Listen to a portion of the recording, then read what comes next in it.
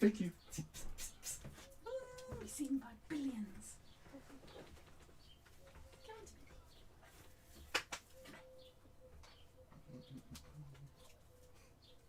Thank you.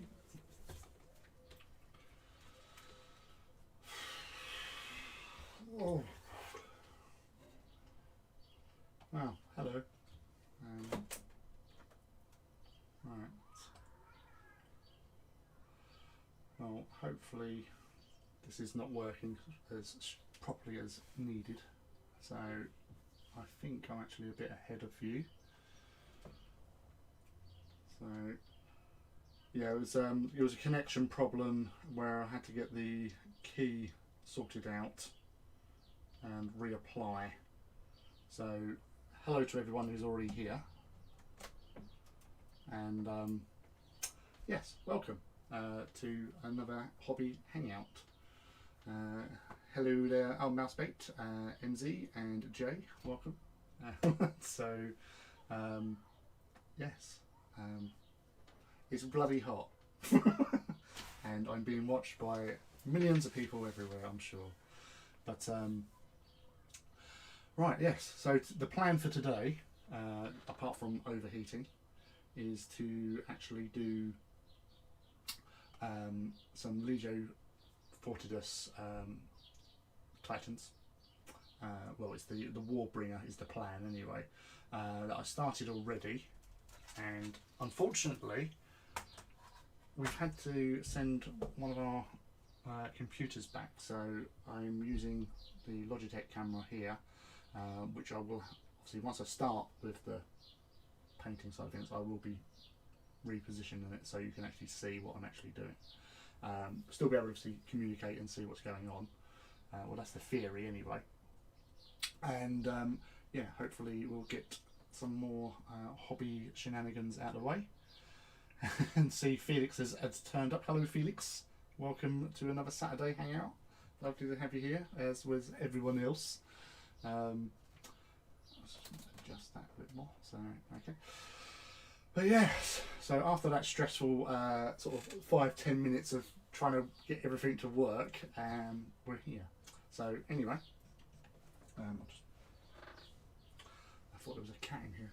Right, so without further ado, I shall be migrating the camera now, so bear with me as you go for a flying lesson. So and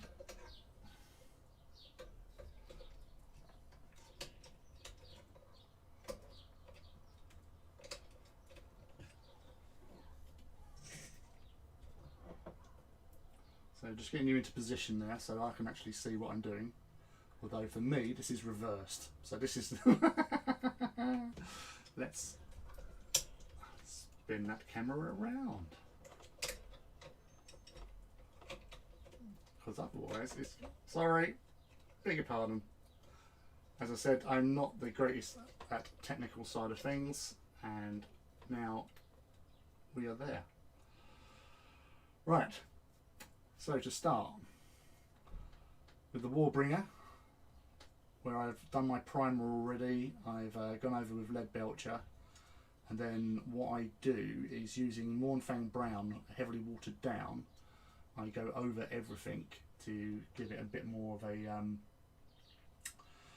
know, weathered look to the metal, and I do that with all these parts here. Although I've just remembered I've actually left one of the screws on the other side, but I'm going to concentrate on these bits today, get these out of the way at least.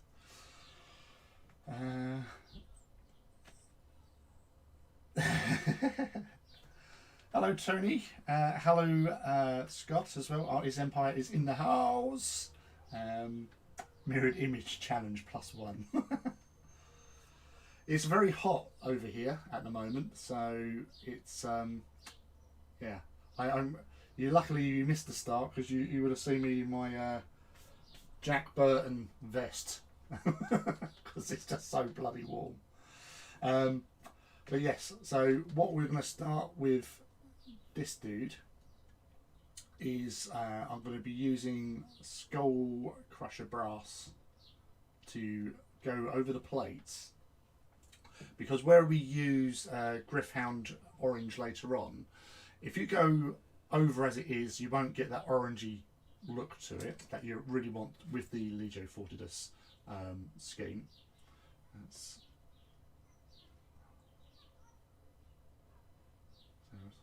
work on the autofocus and stuff,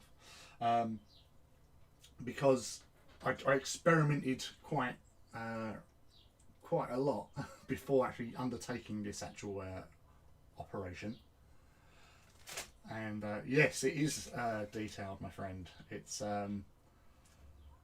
you've got the Mauler bolters here, and you can see all the pipes. Focus.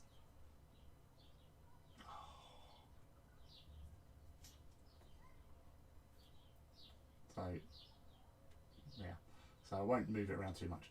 So yeah, so Mauler bolters, obviously all the cabling. You've got the rear cabling as well, the ammo hoppers and auto loaders for the big gun, which is the Mori Quake cannon, which will sit like so. Once assembled, it would be nice if this camera could actually just focus. But yeah, so that's what we got there.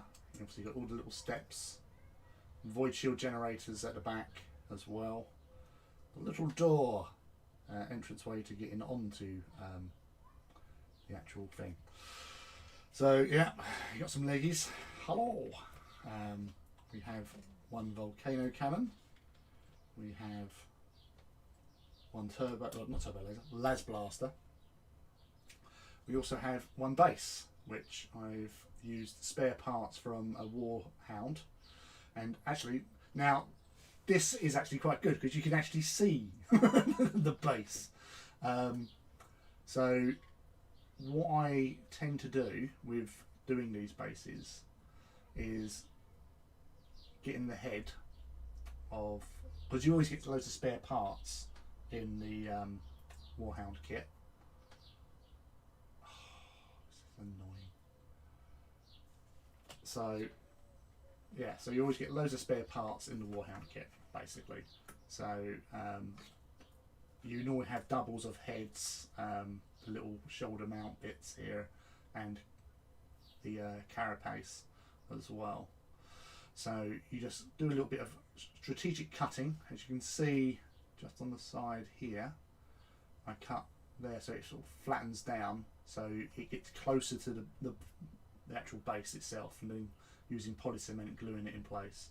And then with the head I will trim a little bit at the bottom, because you don't get many bottom sections with the spare parts. So I just flatten them out as best I can and then glue that into place. You can see it's obviously not a lot going on in there. I do stuff random bits of plastic underneath and then use bits of sprue to represent the sort of supports on there. And then obviously rubble up the base as best I can.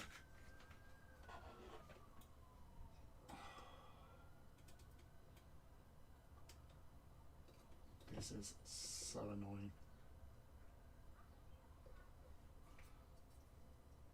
Whether or not it's because it's such small detail, it's having a hard time to focus at present, so I do apologise on that. I'm just going to actually just check something quickly. No, I can't. Or can I? Just see if I've got anything on autofocus.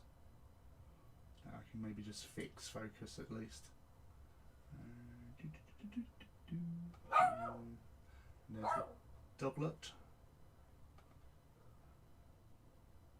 Right, no, I can't actually do anything on that.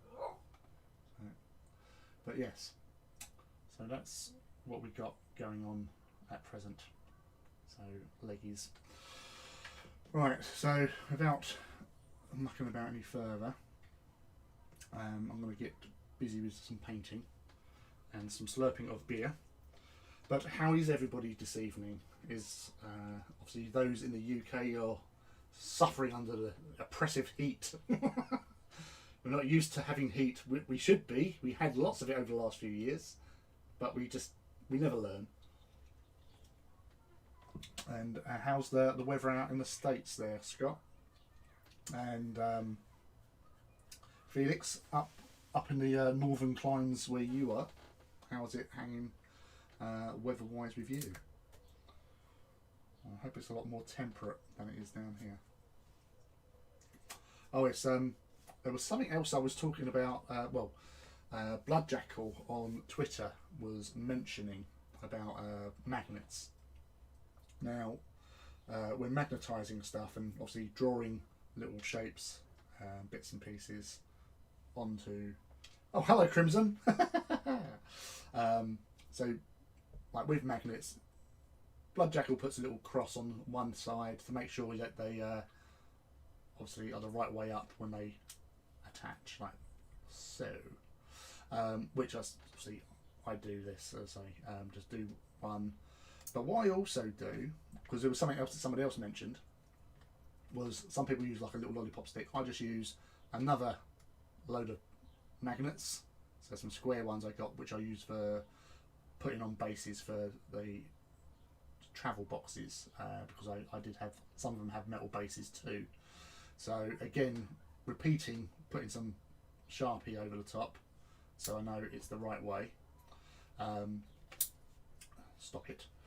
But when you come to doing weapons, what I would then do is, see, imagine there's no magnet there. I would place that above there, and then when you sort of drop a magnet, it would go into the right place. Now, obviously, I'm cheating here because there's a magnet already in place, but that does have a big effect on drawing the magnet in, because the amount of times in my earlier Titan construction days where I wasn't doing that, and you're trying to get, with big fingers, and then trying to get the magnet in there without gluing yourself is quite a challenge at times. The beautiful thing about Warbringers is that they come with magnet points, whereas normal Reavers,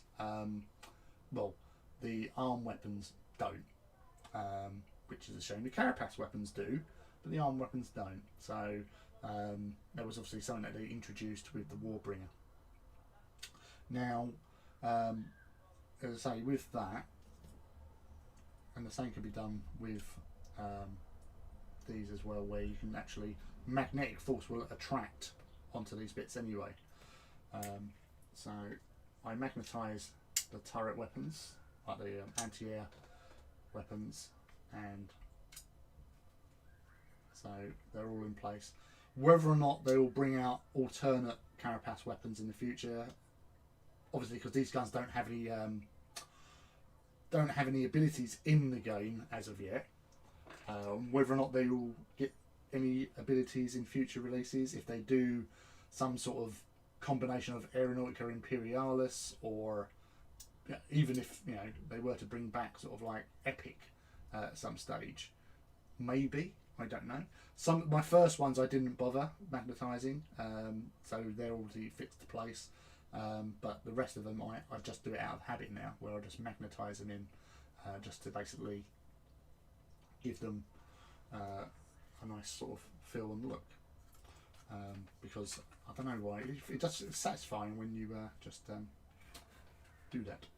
So that's the plan with the legs, doing a nice little stance upon dead Warhound.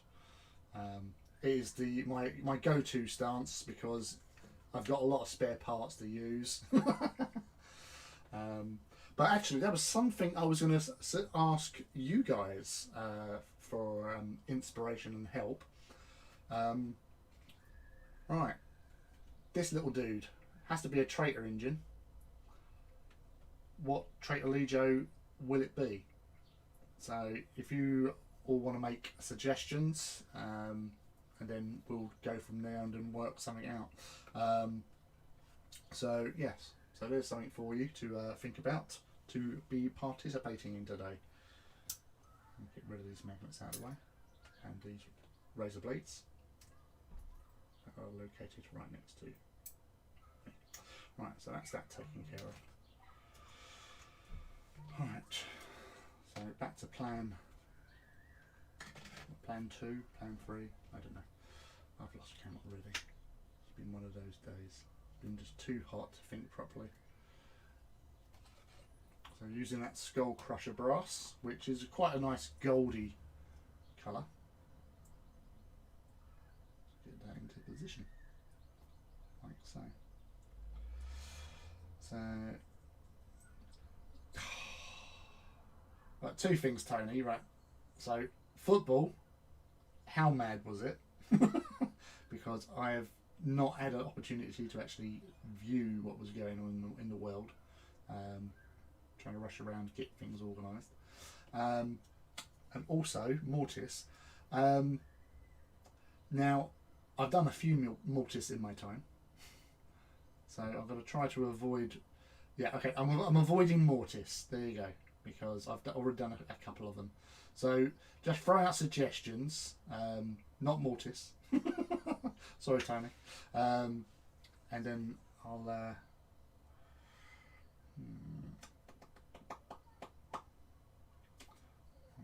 Yes. Now, when I paint these things, I have no preconceived idea or plan. So the head's going to be white. The rest is going to be whatever it is. So I'm now feeling that urge that these, the rear generator parts and the power plant for the voids, I'm going to do them in white, because I'm probably going to go, like the side panels will be orange, the front here and here, the eagle sort of shielding, they'll probably be white, and then I'll just mix up the gold everywhere else. So the side panels will be gold and gold. I'm fancying this as gold as well, actually. Furians, actually, that's an idea, because where have we got Mr. Here he is. Here's one I prepared earlier. So that is the Furian style on the base there. So yeah, that's a possibility, Felix. I do say I do like experimenting, and that was sort of, you know, again, a little test there. Just Avalon Sunset and obviously Abaddon Black, really. So yeah, I could do another one of them. We'll see what others come out with as well. Just to share it, and we'll just, you know, have a discussion like we did last time, where you guys helped me with the coloration of the Legio Demisium, sorry, where it came sort of, we tried those little experiments, didn't we, on the stream, and we went with the Magos purple in the end, which then I ended up repainting the rest of the Demisium Titans with. So, because it did look better than what was already there. So again, with doing this brushwork, it doesn't have to be clean and tidy, because we're going to be going over it with Gryph-hound, and any sort of rough edges as such, as long as we're not getting over the trim, will actually help with the look of sort of weathering. So I don't paint perfectly, I never have, but I've now sort of utilised that inability to paint perfectly into the sort of adding to the weathering. So it's actually quite handy, because I say it does come through, like where I've done the base part already with the Mornfang over the Lead Belcher. It does sort of, can show through, because obviously with layer paints they do allow for that sort of transition between colours. So, oh, you've got the tail bolter, which is Slar. Another little cute appendage onto the thing. So yeah, so we've got those that are gold. These, right, so with most of these, I normally do, so here's an example. So with the Warlord, so that's sort of look, I'm going to sort of redo the look. Now, where I do the stripes with this scheme, it's basically, instead of just doing sort of white and then doing the stripes over the top, I do the white over the top of the actual orange. Something blue. Another dead mortis. Dead mortis, best mortis. So you can see sometimes it's easier going with the lighter colour over the darker colour to because a lot of people do it the other way around. They go with the light and then add the dark over the top. So because obviously Codex White being a base layer paint, it's not too bad with that. So I try to keep it as thin as possible when doing the stripes. But that's, again, I'll be adding a couple of stripy bits onto this little fella. So we're doing the leggies. So Scott, those the Ignatum commission that you were doing, where you posted up some more pictures of it earlier on, such a great photograph, and the work you've done with it is just superb. So I'm sure Mr.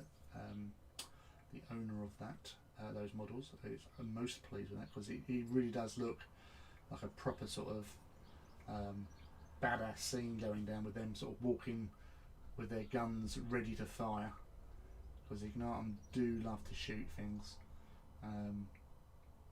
Where I just finished listening to John French's Mortis the other day. Such a great sort of story with Titans. I'm not going to spoil it for anyone, but again, it's just one of those books that if you want Titan action, there's some good Titan action in there. Also, quite, you know, well, I'm not going to say I was, you know.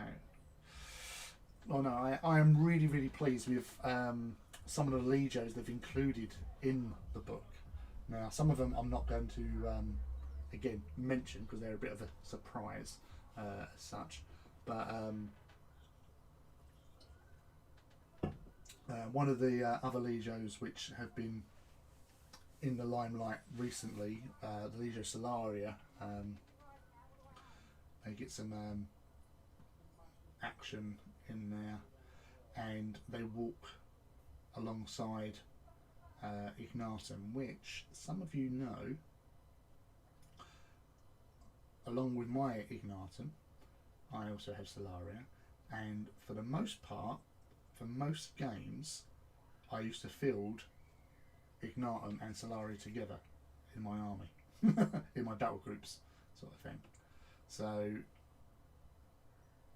it just feels really nice that they've actually done that in the story. Seeing that in the story is obviously I've not influenced anything in this, but it just pure luck that it's sort of come through to show that, and it's just really awesome to see them, because they are quite different Legios in a lot of ways, because Ignatum with their new sort of background fluff are considered to be like a heavy Titan sort of based Legio. Yeah, those little dudes. Yeah, they do add something to a model. But it's like when I was starting to add buildings onto bases when I first got mine. That also gave a sense of scale, because you're thinking, oh my god, there's a building there and it's standing on it. So that sort of really did sort of make a big difference to how a Titan is perceived. Because you can do as really fantastic scenic bases, but giving something a proper sort of sense of scale really does make quite a difference to how you look at the model. So having those little dudes and like tanks, artillery pieces, and all that, again, really affects your perception of a model. So, says. So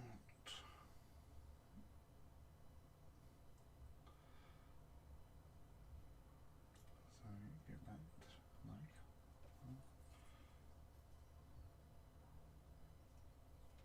Yep. Right.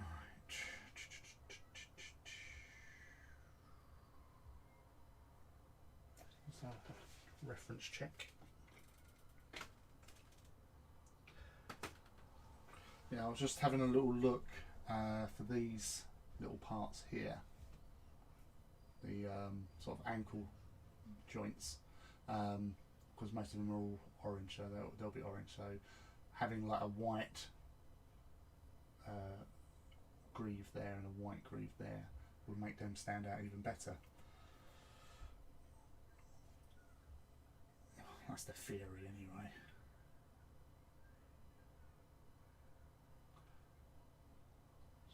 Go along like that.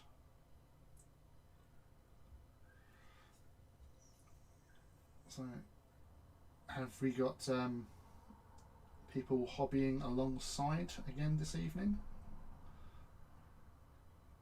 Obviously you're still watching football, Tony. So you give us regular updates on the score. That'll be awesome. It's Wales today, isn't it? Or have they already played? I just had no time to do anything today. So work was busy as normal, and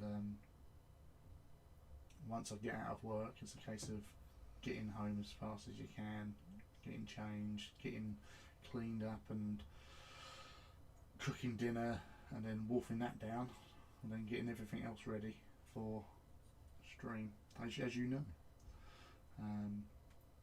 You're still doing the Twitch, isn't that, aren't you?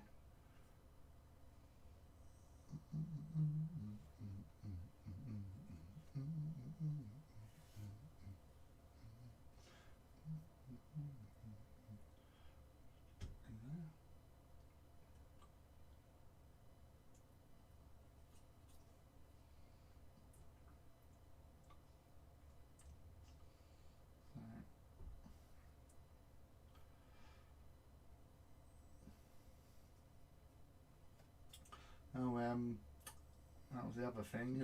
I take it most of you have seen the leak pictures of the Horus Heresy stuff that was nipping around earlier on. Some interesting. Looks like the next box set or something. Be interesting about obviously having a box set with a tank in it's actually quite interesting. Yep. So thank you, Felix. But the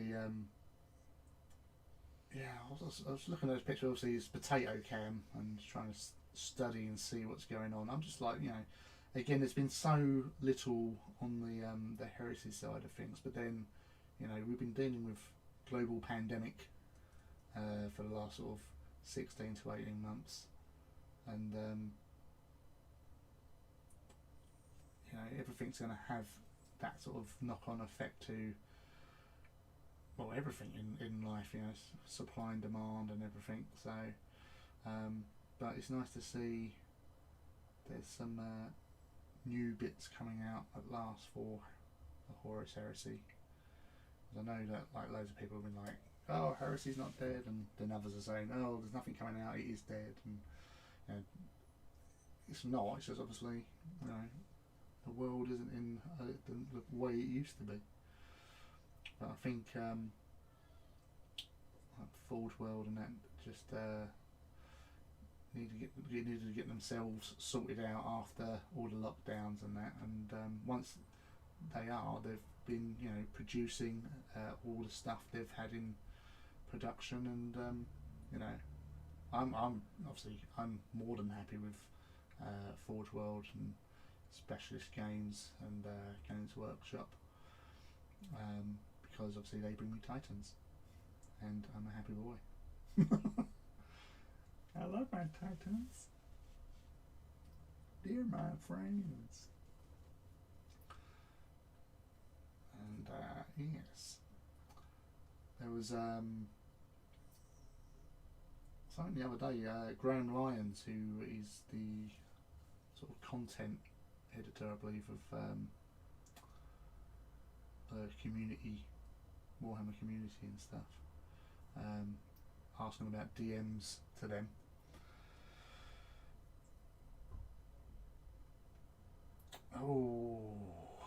Oh, hello, Engine Phil.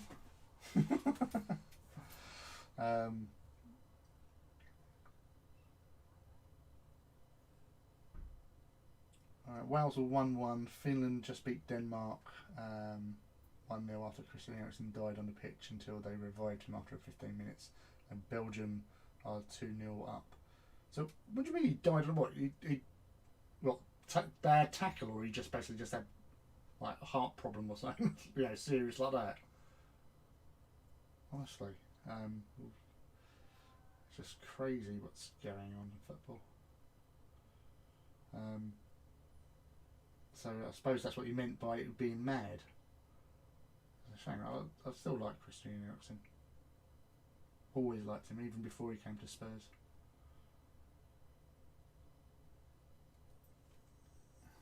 But like with all good players, if you're not going to win stuff, you want to win stuff, so you go to a club where you might win stuff.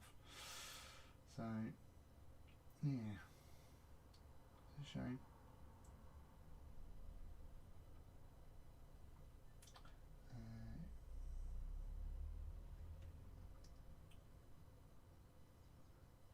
I wasn't really talking much at that time when I think you came on, mate. So I don't think there's been any problem. Oh, he just collapsed on the way up. Bloody hell, yeah. Sod that.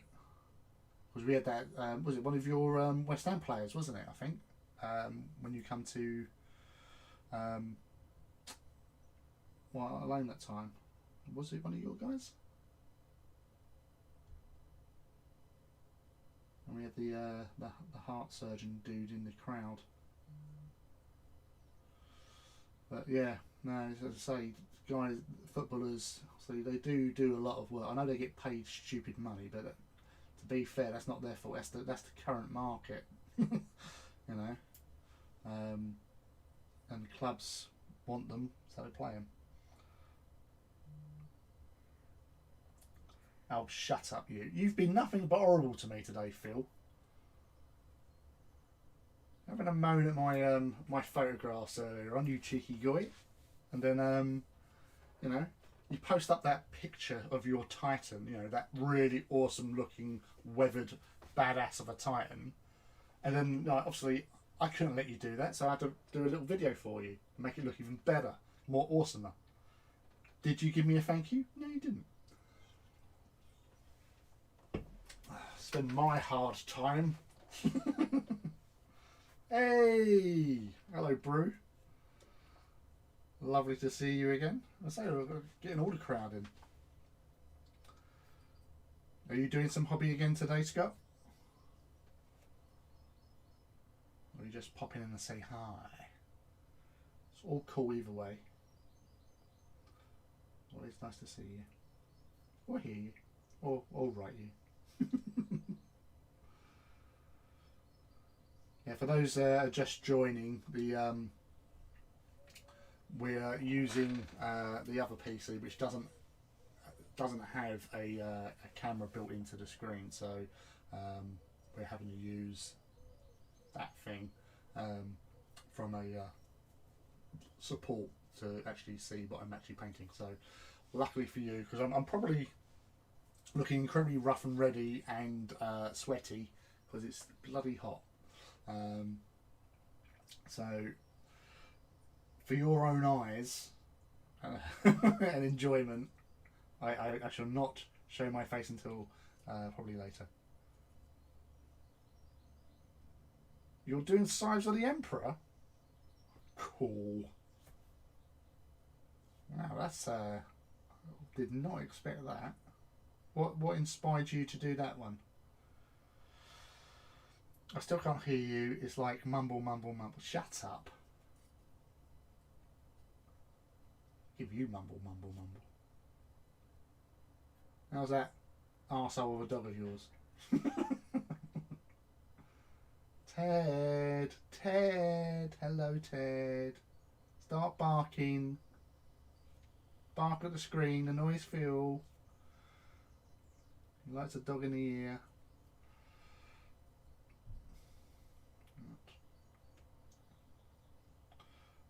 Alright, so I'll do. Right, knee pad. Thinking I'll go one orange, one white, perhaps,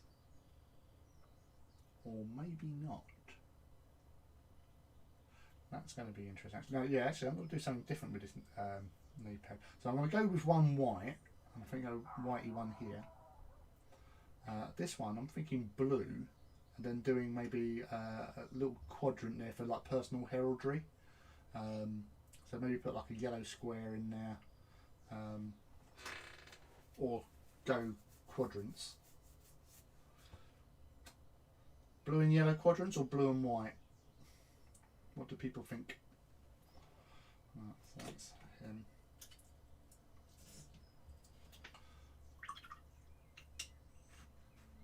Let's give that there. Yes. So let's get that done. Yeah, sorry, I was talking earlier on before Phil chirped up about the community. There was Graham Lyons was putting a tweet out about DMing him about was featuring your like armies or whatever. But there was something I've been thinking about doing for months and months and months now.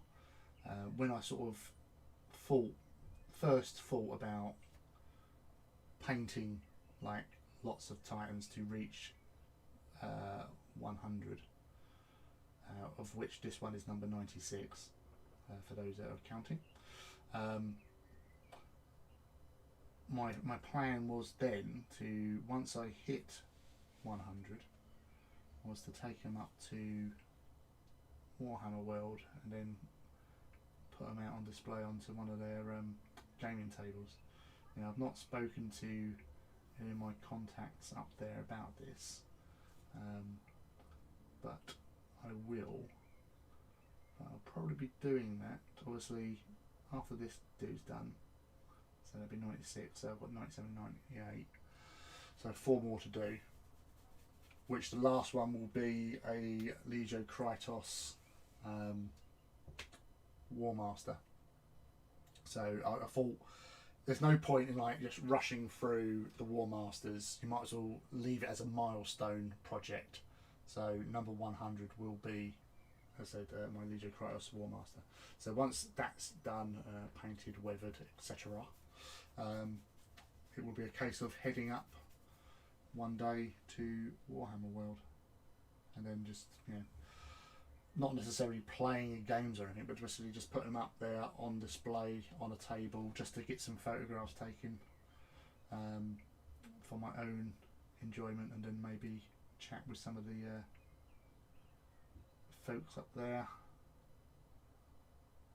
and all that jazz. Oh well, maybe you're going deaf, Phil. Have you thought about that, you old git? You know, you live right near You've got a train line that goes past your house. That can't help your hearing, surely. Getting old, mate. That's what it is. Not down with the hip and trendy young uns.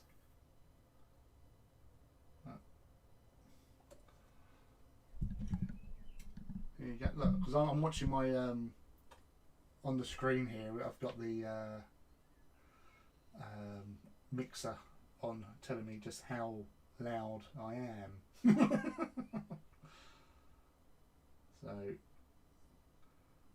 I don't know, it must be the heat. I must be quiet due to the heat, because it takes a lot of energy to talk.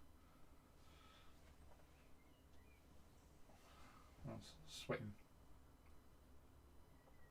Oh, how am I story transporting that many? Well, what I've done, Felix, is there's a company that makes these like storage boxes, and they're called really useful storage boxes.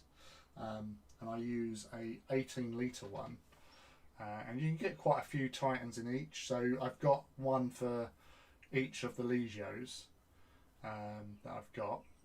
Apart from Audax has got a small box because it's only Warhounds. So I think they're only like a 9-litre, but literally half the size. You need to turn up mic boost. Shut up. I've got so much stuff here. Like,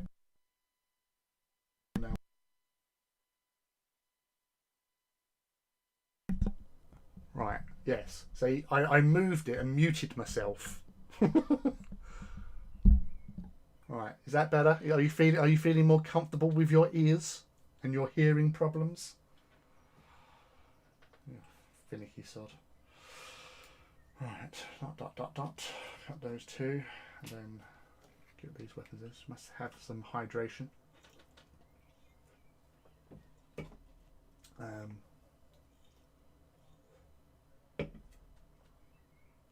Yes, so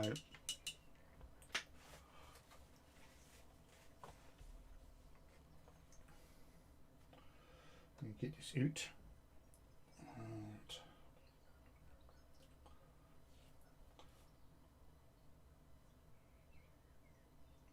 So yeah, it's a bit better. Always one. Always Phil.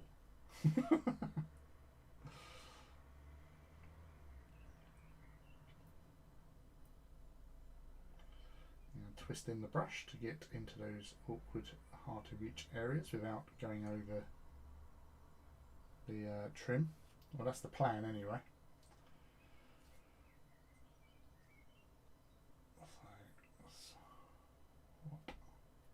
Get that around there. So yes, what else has happened today? Yeah, apart from being really hot, leaked pictures from Horus Heresy stuff. Oh, yeah, Argul Tal as well. That model was shown off yesterday. That does look quite impressive, even if he's ripping a Ultramarine apart. No comment, Phil. No comment.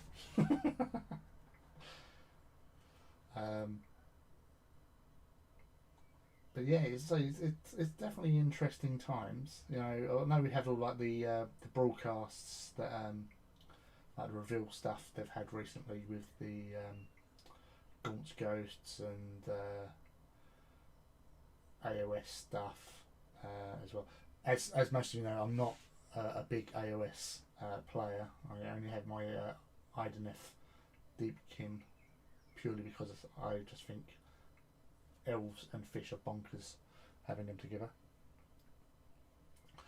Going to be hot tomorrow, great, because I'm working tomorrow as well. I always work on the Sundays and I will slowly melt. Hopefully, like today, when going outside, it wasn't too bad because there was a bit of a breeze, luckily. So that was nice.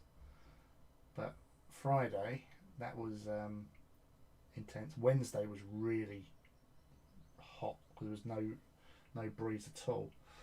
and I ended up sort of feeling like I was suffering from heat exhaustion, which isn't good. Right, so I've just realised that I've left the armour plate sprue next door. So was there lots of ultras that can spare 1 or 100? Well, that's the thing about the Ultramarines. They do have a few Space Marines, which it just goes to show. Because if people have read like No Fear, well, most people know about the betrayal at Calf anyway. So when the word bearers were meant to link up with the Ultramarines to go purge some Orc menace that we was told about, and then they got betrayed.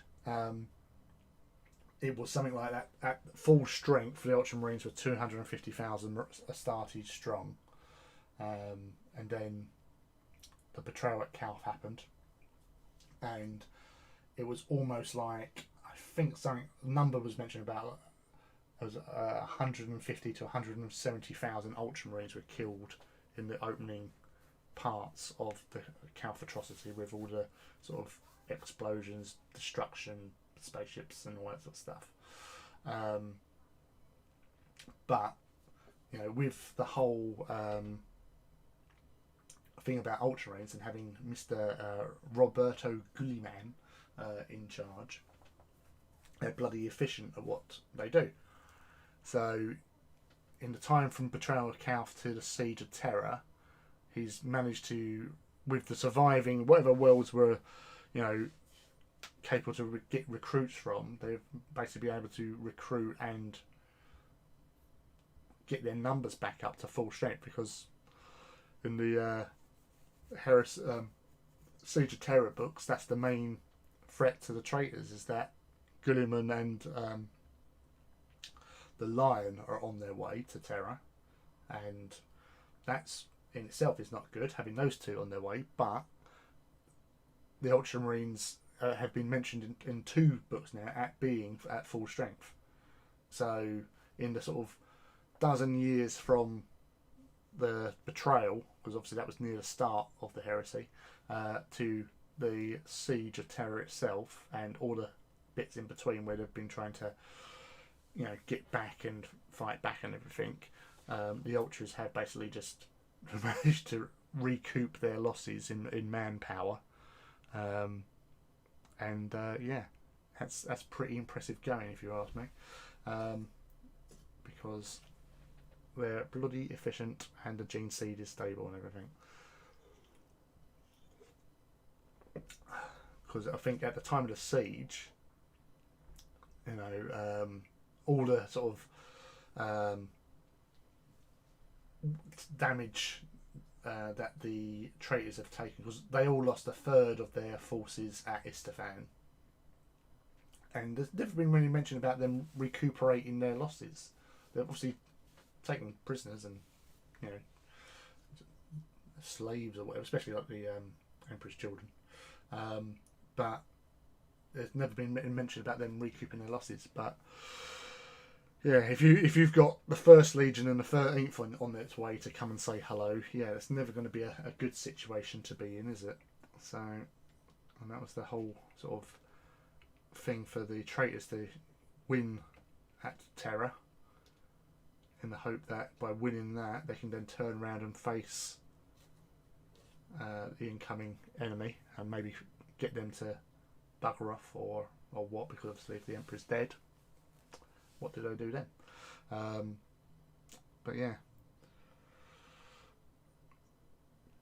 I thought it was 9 years. Don't know how many he could recruit by then. Well, that's the thing. Even though the Shadow Crusade was going on, where they were going around, the Shadow Crusade lasted for like a year or something, of the Word Bearers and World Eaters going around, you know, destroying planets, but, or, you know, destroying populaces. But how many worlds could they travel to and destroy in that time? Because there was 500 worlds of Ultramar, And obviously the main worlds weren't hit. Apart from, I think the biggest world that was hit was Armatura, the war world, where like war, where they had like a billion soldiers, ultramarine, not ultramarine soldiers, but obviously ultramarine troops and PDF or whatever, who would be of a good level compared to other guard units, but obviously that didn't help because they blew it up. Well, they took it out. But yeah, so there's only so much they could have done in that situation. And yeah, it's still got lots of worlds to recruit from. I said the main, apart from Calf, McCrag wasn't touched. Ix, or Iax, if whatever you call it, Talisar, and the others, the main worlds of the Ultramarine grouping, and everything, and all the other little worlds nearby. So they could have got recruits, because obviously producing Ultramarines was quick and easy. Not as easy as the Raven Guard when they had the Primarch data, because obviously in Deliverance Lost, I think they say they could turn an initiate into a full Space Marine through surgical procedures and implantation of the gene seed in 17 hours. So within a day, they could make a Space Marine. It might be a 14-year-old pubescent kid into a Space Marine, but they could do it, and they did. So I would, and I think the Dark Angels also had quite a good, because obviously again purity of gene seed, and the Lion managed to get quite a good flow or method of implantation and everything. So with that, you've got to expect that the Ultramarines would have been on par, or maybe slightly better. I'm not saying that they are, but it's Goodman. He's a good organizer. And then so I know like in 40k era, like if you had horrendous casualties to your chapter, that you could replace the numbers. It would take you like 100 years, but back then they had more stuff to do. Hey, Gary! Wow, lovely to see you here, mate. Thank you for dropping in. Yes, so Reaverkill is Gary Church, who's actually Phil. Gary Church is my actual human nemesis. Your dog Ted is my canine nemesis. But yeah, welcome. Glad you're coming here. It's a bit different to what I normally do, Gary, because I've lost the second camera because the other computer had to go in for repair. So yes. Well, don't say that about a Raven Guard, Felix. It wasn't their fault it was unstable. It was bloody Alpha Legion and their shenanigans. Yeah, but it's how long to produce a Marine. They need them close to puberty to accept the implants, and then Black Trapper takes 2 years to harden. But yeah, that's the thing though. That's changed in what do you call it, in the new law. We've got to say in, I think in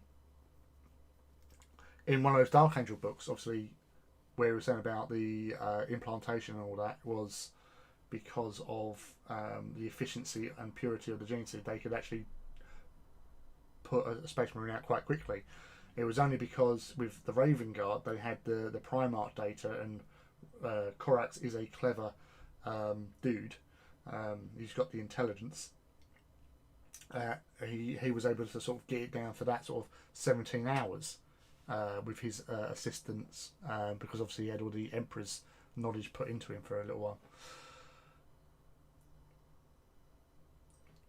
Yeah, they got a good whacking at Istvan, but on Istvan, the survivors of the Raven Guard, about 4,000 of them, or just under 4,000 of them, survived on Istvan with all the other legions there in Mechanicum for 93 days. So, yeah, they're quite sneaky. And they weren't just just mucking about. They was actually still going on the offensive and attacking in like guerrilla raids. Hey, hello, Crystal. Thank you for popping in.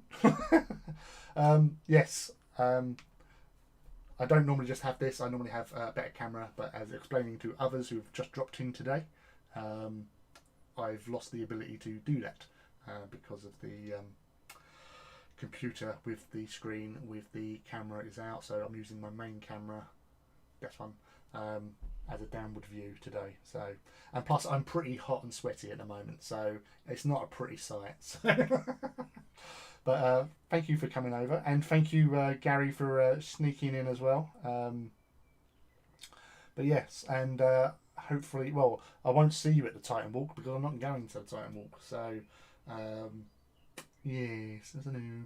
But I hope you have a lovely time when you do go there, mate. Sneaky boys are the best boys. Of course they are. But yeah, well, I am a Raven Guard fan, player. As such, right? Okay. Right. Okay. Well, that's time to get on to contrast Gryph-hound orange. So, as you probably know, with these contrasts, they do need a good old shake beforehand, because to make sure you get all that contrast goodness floating around everywhere. So, Mr. Brush, that's Mr. Ninja. So, as I was saying before, when we're doing these pads, it's so easy. So I know I do a lot of painting at time to time, but getting these bits together, built and then painted, if you've got your method down right, it's so easy just to whip through them with little or no fuss. Yeah, so just using that smaller brush just to able to get in and avoid catching the trim. But yeah, the contrasts are actually, you know, they're really good paint. I do use quite a bit of contrast here and there, most notably the Basilicanum Grey. I use quite a bit for like pipe work, cabling on Titans. But Gryph-hound, and as I was saying earlier on, if I was to put this Gryph-hound over a sort of silver lead belcher base, for example, it comes out more brown, so not orange. And we kind of want the orange to actually make it work, to look like the pictures. It's all about replication.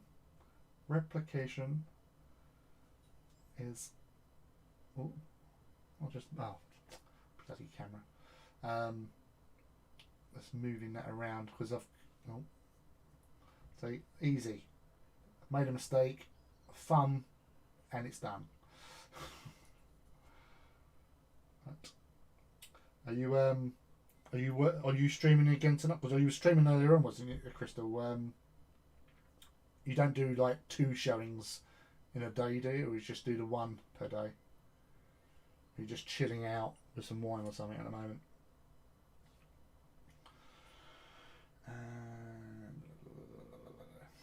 So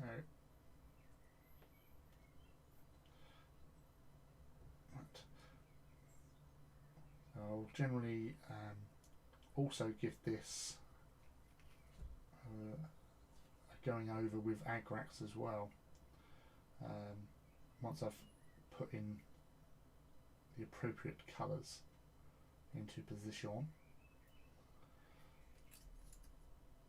so I can actually ties that in, and also helps because with their trim, it's not gold, it's not silver, it's a sort of brownish brownish silvery platinum-ish kind of affair, It's hard to describe when you're looking at the artwork in the books what actual colour it is, but it does definitely has sort of like a browny metallic-y look to it. So as I said, I'll just go over that with Agrax over the whole thing, because again it adds with the shading into place. Oh, pardon me, windy pops. Oh, so that's one. I would say it's a good thing, but paint dries really quick at the moment. Get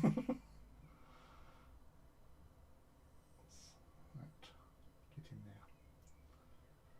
So yeah, just scratch it all on and dip that in there. Just throw it on the floor. I've done something similar the other day and knocked over my Black Templar contrast, which was like, oh my god, what have I done? It was right over, partly over the base I was painting as well for one of my other Titans. But luckily, I just literally just dumped water on it and then run over to the sink and run a tap over it. So it got away with that one.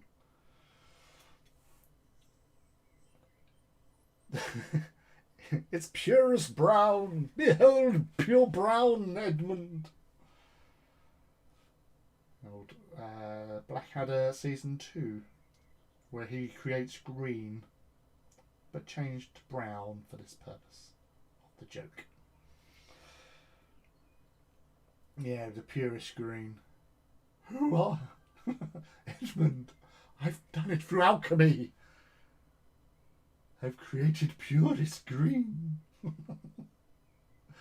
Oh, Percy.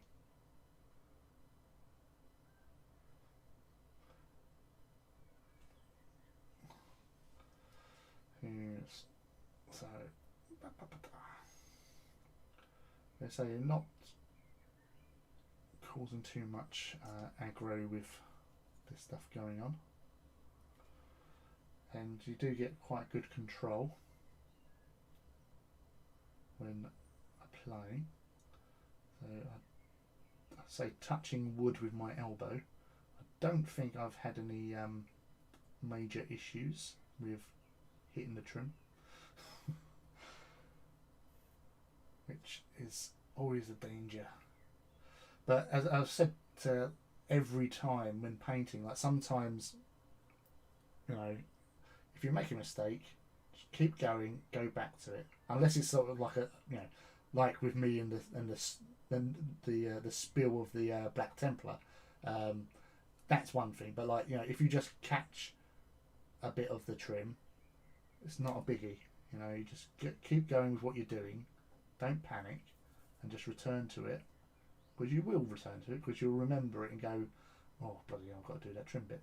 But if you just do that, you find your painting hobby life. Sorry, just realised I've knocked the camera forward.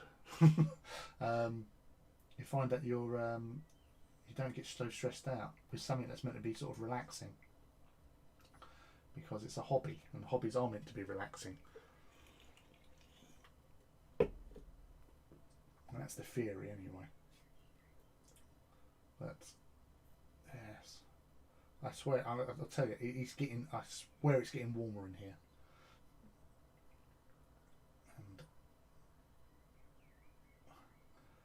And as I say, I'm sitting here in my shorts and my Jack Burton vest from Big Trouble in Big Trouble in Little China. Get my words out. And I'm still a bit on the warm side. I've got the doors open, window open in here, and yes, slowly cooking. You would be proud of me, Lee. This week I've built and magnetised 2 Warhounds, an Asterius and a Chaosified my Reaver weapons. Yeah, you've been doing quite well with them, to be honest with you, mate. So it's nice to see you actually being very, very, very, very productive, and getting all that jazz done. The Asterius in particular, because I know Leiden's got one as well, didn't he? So everyone seems to be going with the Asterius. So I'm assuming you're going to be taking that to the Titan Walk in August.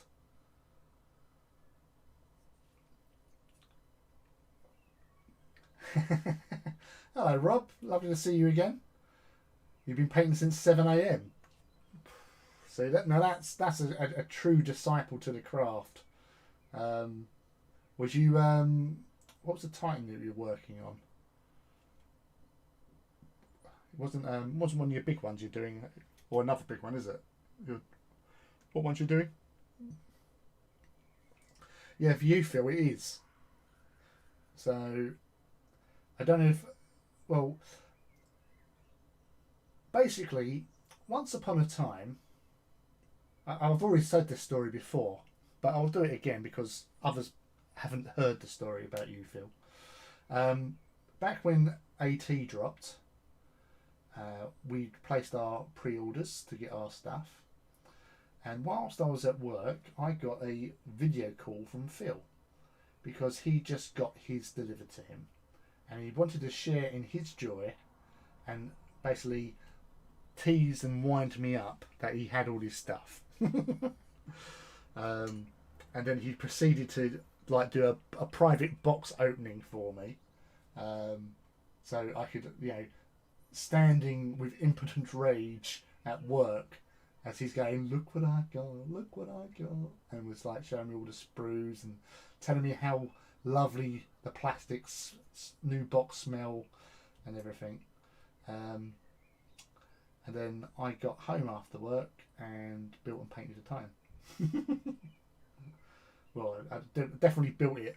I don't think I'd done a full paint job in that evening, but it was built that Warlord, and I've been going at it great guns ever since. Right. Just those little fruity bits now.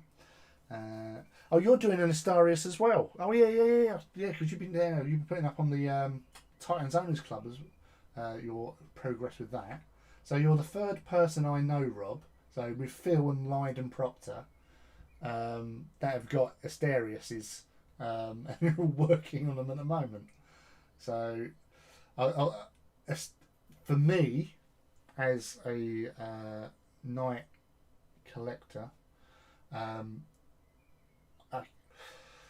I've never really come to terms with the Asterius because I don't know. It's whether or not it's the actual. Well, what's going on there?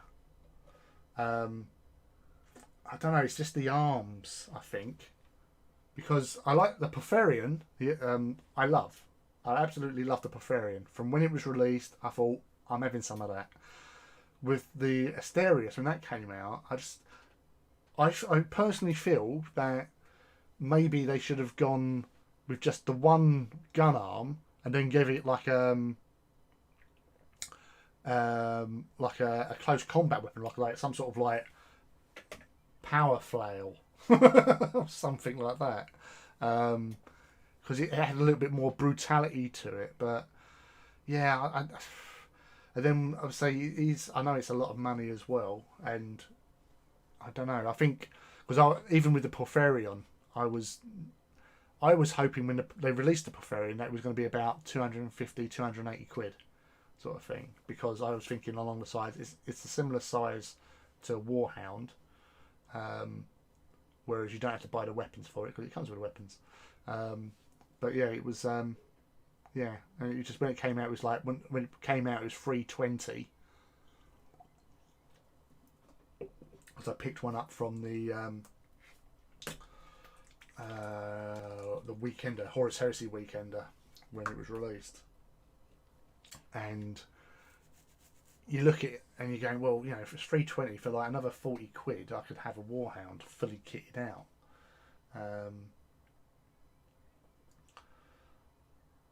Yeah, exactly. That's it, Rob. It didn't grab you as much as the Porphyrion did, But as I say, like Leiden's build, Phil's doing one as well, and now you're on there as well. So you know there must be something about them if everyone's suddenly getting in on the Asterius train and just getting them built and painted and stanced out. Because as I say, sometimes it's like with the Cerastus Knights, you know, the Castigator. I got one of them, and it was never my favourite Cerastus. Just wasn't. Lancer was my favourite. Yes, the Acheron, and then obviously the Atrapos came out, and so it was my full favourite. But when they brought out those alternate Cerastus heads, I got one of them for my Cerastus because I really didn't like that head. I don't know what it was. It just didn't suit it for me. But I put that Mechanicum, one of the Mechanicum heads there with the central one eye lens with the sort of closing like valve over its eyes, and oh my god, it was like the best thing ever after that, and it is my joint favourite knight now, because of that. Just that simple head swap totally changed its whole look, and yeah, it's just crazy like that. So if they done, I don't know, it's like again with like the the Styrics, the Questorus Mechanicus Knight, the head they had for that is just, I can't stand that head either. So I swapped it out. We just put a skull mask head on it, and I'm much happier with that. But that other head was just so bulbous. It's like he's got big head syndrome, and it's just little things like that that just really kind of puts you off a model. But yeah, it's the I don't know. I might get an Asterius one day, but it's not on my immediate must get list, if you know what I mean. The arms have grown on me, to be honest. I thought they looked odd at first. It is the same size as Warhammer. It is, yeah. It's not as bulky, but it's there, you know. It was an impulse buy for me. Yes, I got it when they released at Warhammer. These sort of things happen, you know. You just go out and just go yoink, and you grab it. But yeah, I know I've done impulse buys before, so I know exactly what you mean with that.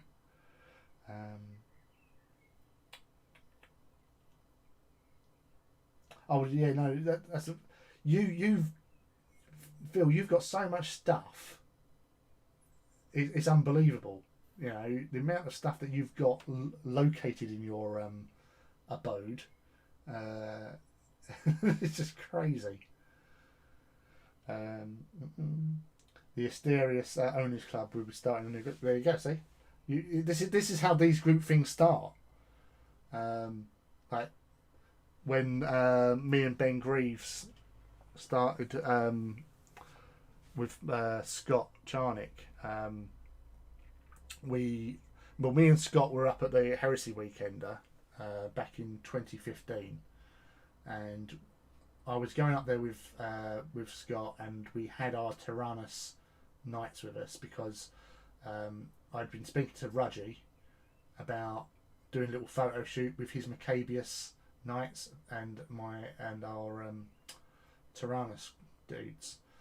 And whilst we was in a seminar on the Saturday, I asked Alan Bly a question about because remember that they had like House Terran shoulder pads, like moulded shoulder pads that Forge World made.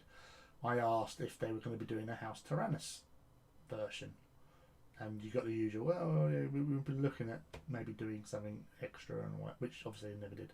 But because I asked that question, a young man by the name of Benjamin Greaves approached me as we was leaving the seminar and said, "Oh yeah, I collect House Tyrannus as well." and I mentioned that me and Scott what we were doing. And he said, "Well, I've got my knights with me. Do you mind if I tag along?" I said, "Yeah, no worries. You know, it's more the merrier." So we all sort of met up on the Sunday morning and found out that Rudgy wasn't there on the Sunday. So I was talking to Andy Hoare, and he said, "Well, why don't you just bring your stuff down to the gaming room and just set them up, take some photographs." So we did, and whilst we were there, I had my Reaver Titan with me, Iracundus, with its now legendary speaker system in it, along with a load of my Mechanicum Force army that I had at the time. So on one of the Forge World boards, we set up our knights, we put in some Mechanicum, and we put Iracundus at the back, and it looked really cool, and we was taking pictures and all that sort of stuff, and videoing it, and we became like a unofficial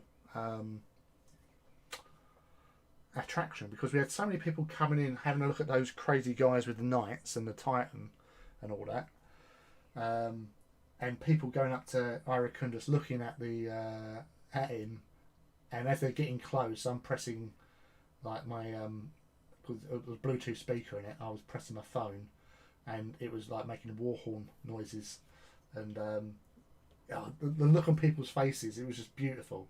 It was just like kids at Christmas when you've opened up your present and it's what you wanted, and it's like one guy just looked at me and he just went, "Did that just make that noise?" I went, "Oh yes." But we had like all the Forge World bods coming in. Tony Cottrell came in, he was taking photographs galore, which went round on a Forge World newsletter on the Monday. And we had like authors coming in, and Alan Bly, and everyone was coming in just like looking at everything, because it was a really nice sort of atmosphere. And while we was just standing there, like we was Ben mentioned about, "Oh, we should like set up a group," and I said, "Well, funnily enough, I was setting up a page, like a Facebook page for House Tyrannus," and he went, "Well, we could be like a Tyrannus Owners Club," and that's where the name came from. So it was founded on the 8th of February 2015. So me, Scott and Ben and it was actually Paul Busfield as well, even though he didn't have his knights with him. He was part of the original sort of four, but he has since sold his Tyrannus, so he moved on, bless him. But so it's always been the rest of us have been doing it ever since, and organising these little night get-togethers. Right, so that's them. So if you can just bear with me for 1 minute, I'm going to have to nip back and pick up the shield, the armour plate sprue, because I have left that in the other room. So just talk amongst yourselves. I won't be... Oh, as he knocks the camera off.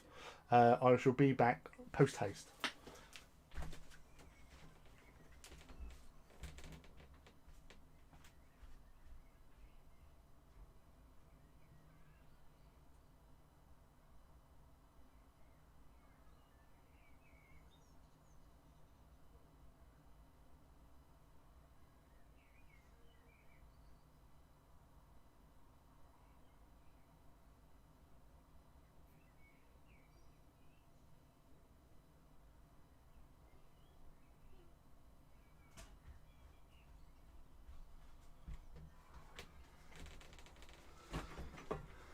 Right. Okay. Right. Let's come up here a sec.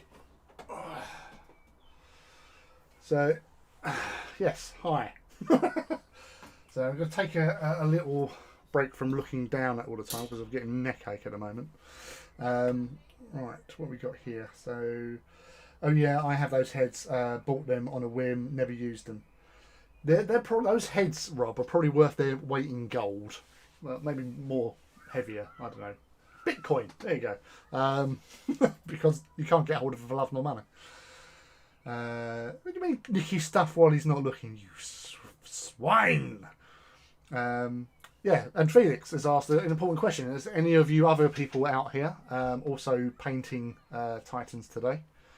If you are, what Legios you're doing? Obviously, I know some of you what you'll be doing. What I'm planning to do now, because I didn't prep these, so like what I did with the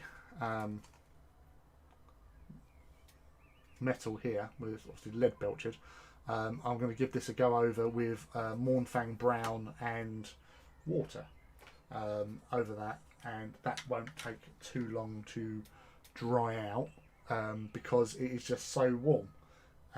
Apologies for the flesh and the paleness of my skin.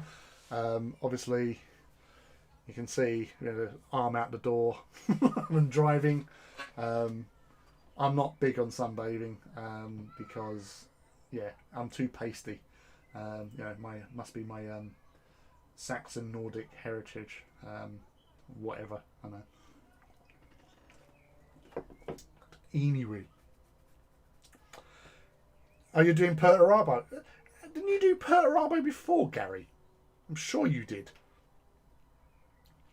Hey, Gene Stealer. Finished a bellicose arm for my warlord. Is that big or small? Because I've got to sort out one of them as well. You've been waiting 4 months on a Warbie. Was that from Forge World? Rob? Because I know there's obviously, delays and stuff, as we were discussing earlier on. But 4 months, that's crazy when you're thinking about it. Brushes. There you go, brush. Right. So, yeah, so, no, that's a bit, yeah. Because I do know through friends of friends who know people that know people, as we all do, that after the first sort of lockdown, that Forge World were trying to get their production back up to scratch, because obviously kind of have to, really, to keep everyone happy. Right. And I know there was like offering staff, as much overtime and all that to try and get, the production going and getting everything out and about. But obviously there's only so much as humans can do.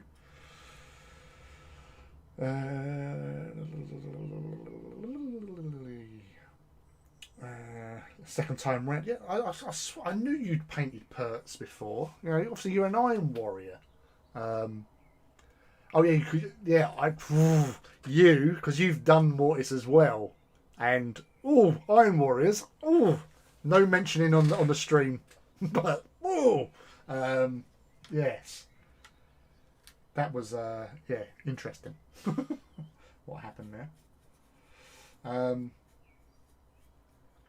Yeah, sorry. It's like when you've finished a book and you're dying to speak to somebody about it, and I haven't actually had the opportunity to do that with some people. I think I've mentioned it to. I had little chats with Matt Wingrove. Like we was texting each other as to what part we were listening to, and initially I was ahead of him by a few chapters, but then I found out he actually listens to it on Audible on like 1.4 times the speed, and I thought, what? So I adjusted the speed, and I tried to, and I thought, no, I can't bear this. So I went to 1.2, and that was about the maximum I was willing to accept on on listening to audiobooks. It does make a bit of a difference on the old speed. But yeah, he just like whizzed past and eventually overtook me and finished. But I'd rather sort of make sure I heard everything. than not. But yeah, no, Mortis is awesome. Yeah, Tiny Titan. Yeah, that's fair. I think I actually found some sprues, which some volcano cannons on. So I'm gonna have to check through my Titans that I've already built and see if any of them need any extra weapon options. They probably do. I think I just sort of like my Volcanum, for example. I know that they've got about 5 Sun Furies. I've only got 3 Warlords, so I might need to sort of acquire one of them for someone else. But yeah, we'll sort them out. Sort them out as and when.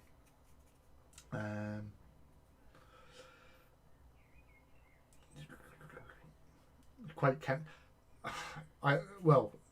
Quake cannon. I absolutely love Quake cannons. I know most people like in AT and whatever, they go for the volcanoes, but I just love Quake cannons. I did have a crazy idea for my Legio Krytos, and basically just getting a few more Quake cannons for them. Just have like an Exterminus, or because obviously they can swap out a Warlord for like a Reaver or another Titan in a for a Reaver in a Myrmidon. So I could do a Myrmidon with 4 Warlords, because I've got 4 Warlords, and maybe do that, because that would be interesting, and then just give them all Quake cannons. Just quake the hell out of everything, because I'll find that funny. Such a child. Forge World manufacture the things which sell fast, and obvious reasons most of the suppliers do the same thing. Yeah, and not as top suppliers, and not high. Yeah, no. Yeah, it's crazy, because I say I've seen loads of people be going for Warbies. Funnily enough, when I got my Warlord, I was chatting with Mark Bedford, because he was actually in the gaming hall, because I got mine from Warhammer World. He was in the gaming hall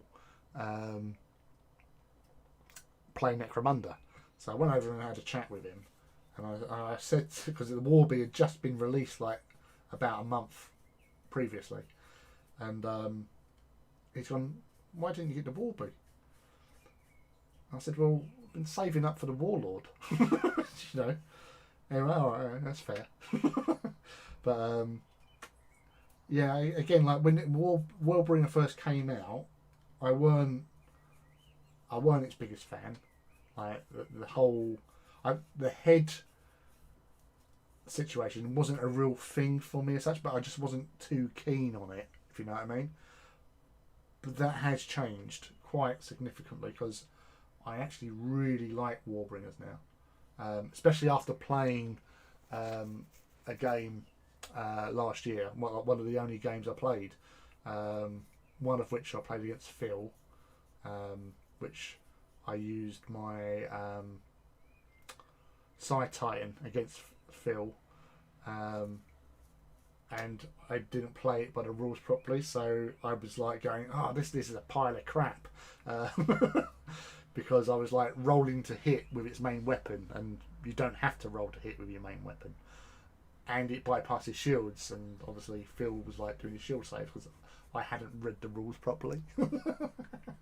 So yeah, it wasn't like as mean and nasty as it could have been, but I have since realised that my mistake, and I would like to play my Side Titan and play it properly this time. That was a shocker. I literally had to put the book down to take it in. Yeah, no, that was because I can't remember if I'd heard that previously. Like, you know, like when you listen to a story, or you've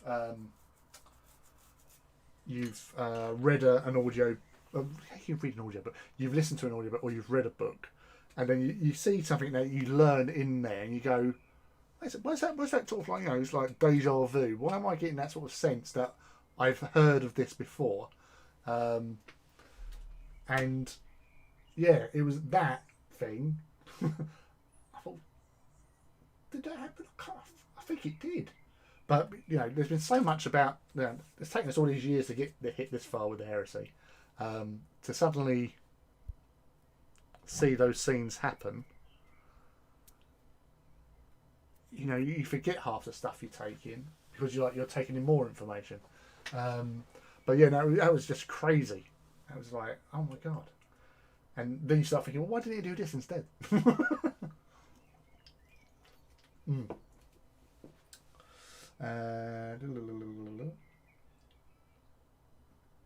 Oh. Matt and Lauren popped over to yours. Oh. Oh. I'm surprised you didn't take him. Was it the paddle boating that he was doing the other day with your other half? Come on, especially with their little surfing antics they were doing the other day. But yeah, no, it's lovely people, lovely people. Can't say enough about Matt. He's such a really nice, genuine guy as well. Yes, so he's a decent fella. So if any of you watching, if you ever get the chance to meet Matt Wingrove, he's such a charming fella, really is, and he's enthusiastic as hell about Titans. Although I think I messaged him after later events in Mortis, and just going, "Oh, that's just wrong. That's just so wrong." Yes. Just got the Mortis book yesterday. Felix, you're gonna love it. You really will. That's lovely, lovely book. Oh, hello, Tom. Oh, thank you very much. Yeah, I thought I'd get dressed up for you, Tom. Yeah, I thought you'd like a little bit of Jack Burton. It's all in the reflexes. But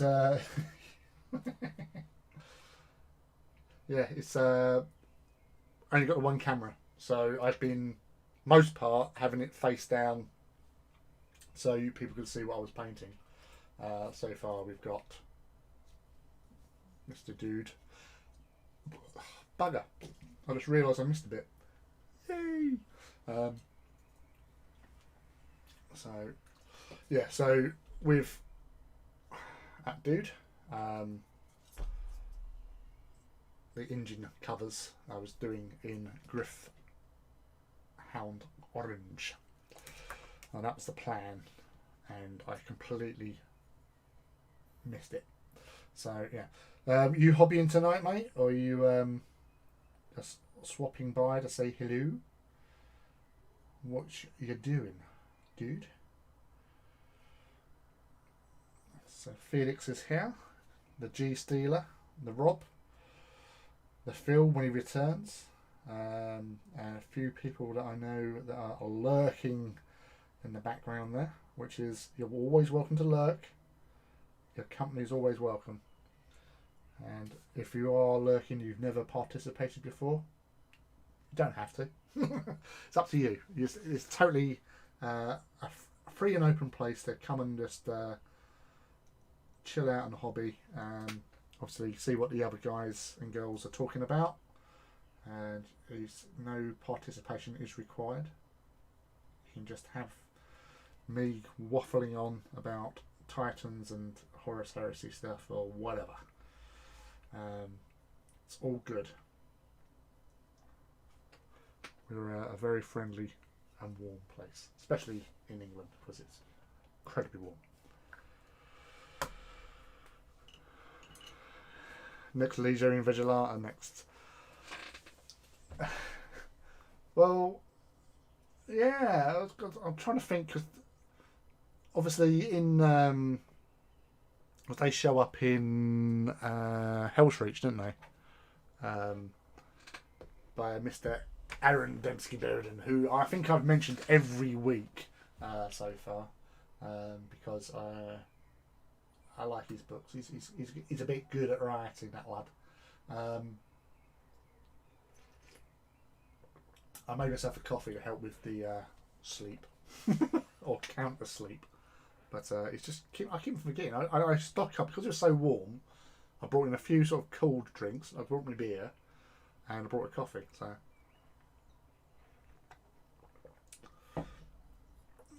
Oh, dude, watching Ninja Turtles with the daughters before bed. Oh, and then I'll be doing trim. I can just imagine, just like, oh, trim. If you'd been here earlier, you would have noticed how well I avoided the trim with these guys. It's a cunning plan, and it worked. I actually did it. If you remember my Veroni nights I did over Christmas, I basically just gave up with picking out the trim and just done the trim, and then went over with I think it was orc flesh. Yeah, contrast orc flesh over Liberator Gold. I think it was Liberator Gold. I hope it was Liberator Gold. It was a gold, and just picked out the plates. So much easier, so much quicker, and looks good because the gold really sort of enhanced the orc flesh. So it was surprising, but quick and effective, and I like that. I always like that. Right, so griff.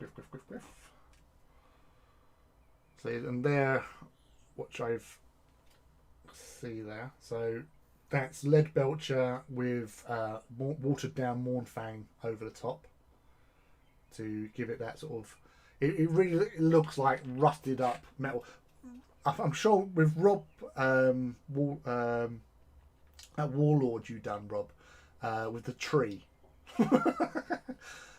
Was that? Did you use sort of Mornfang? Was that using some other sort of like rust paint type thing? Because that thing was absolutely awesome to see. When that first came up, I just thought, oh my god, it's got a tree growing out of it. I love those sort of things because, you know, it's obviously just shut down with silence and just stood there for, you know, a decade or two. And obviously, you know, seeds get blown on the wind and, start growing out of Warlord Titans. Which that was just such a great model that you did there. Was that for like an objective marker that you was doing, Rob? Or you actually use that in game? Please use it in game. I've got a tree launcher. It fires coconuts.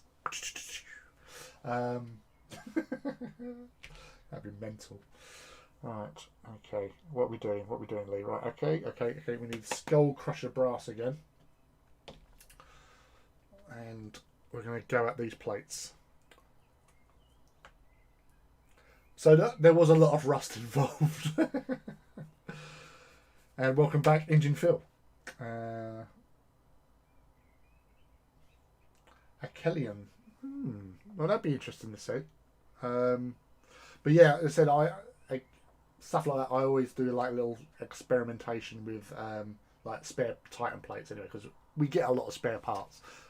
Wish we got some more spare parts or certain other things, but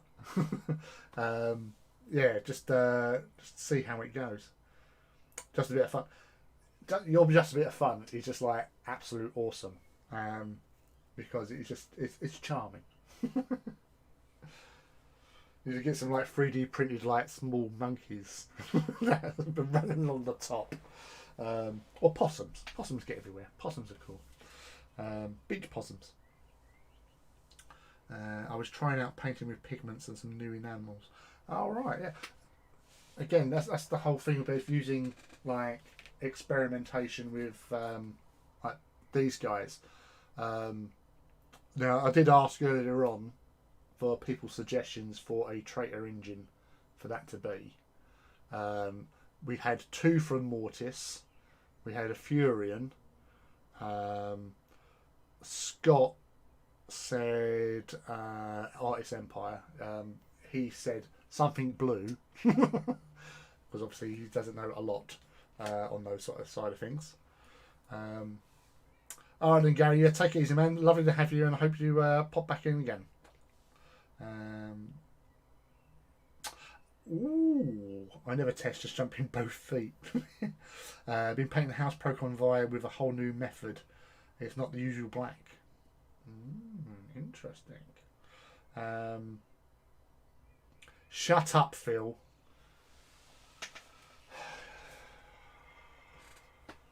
Really? I'm never mean to you or your Metallica or your Dark Angels. You just made poor life choices, that's all. I feel sorry for you.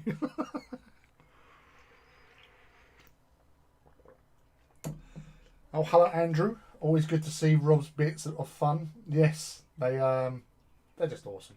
So, like, when I done my Procon Vi,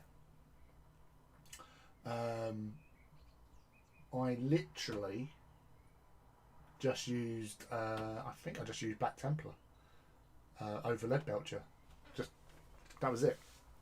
Just painted it all, based it all, washed it with Agrax all over, and then I just picked out the plates with Black Templar, and then just give the trim a little like dry brush basically, and that I was happy with that. You know, that doesn't take much, but you know, it's because with the artwork that you saw in Titan Death, it looked sort of, because it was black and white grayscale, so you can't really get any idea of colour. But yeah, so that's what I did with that. I just basically went Black Templar over Lead Belcher because I am the sort of the little end of the scale paint. I just do it cheap and easy, dirty, however you want to say it. It looks alright and I'm happy with it. So that's all that matters. Gonna get Gav up. Wait, I'm friends with Gav, right? And I know you really don't like him. But calm down on the hatred. I know you don't like him because he doesn't make your Dark Angels look good, in your opinion. Amongst other things that you could obviously go on about. But this isn't our place for that airing that, Phil. We're not here to sort of drum up support. And I won't have it, I told you.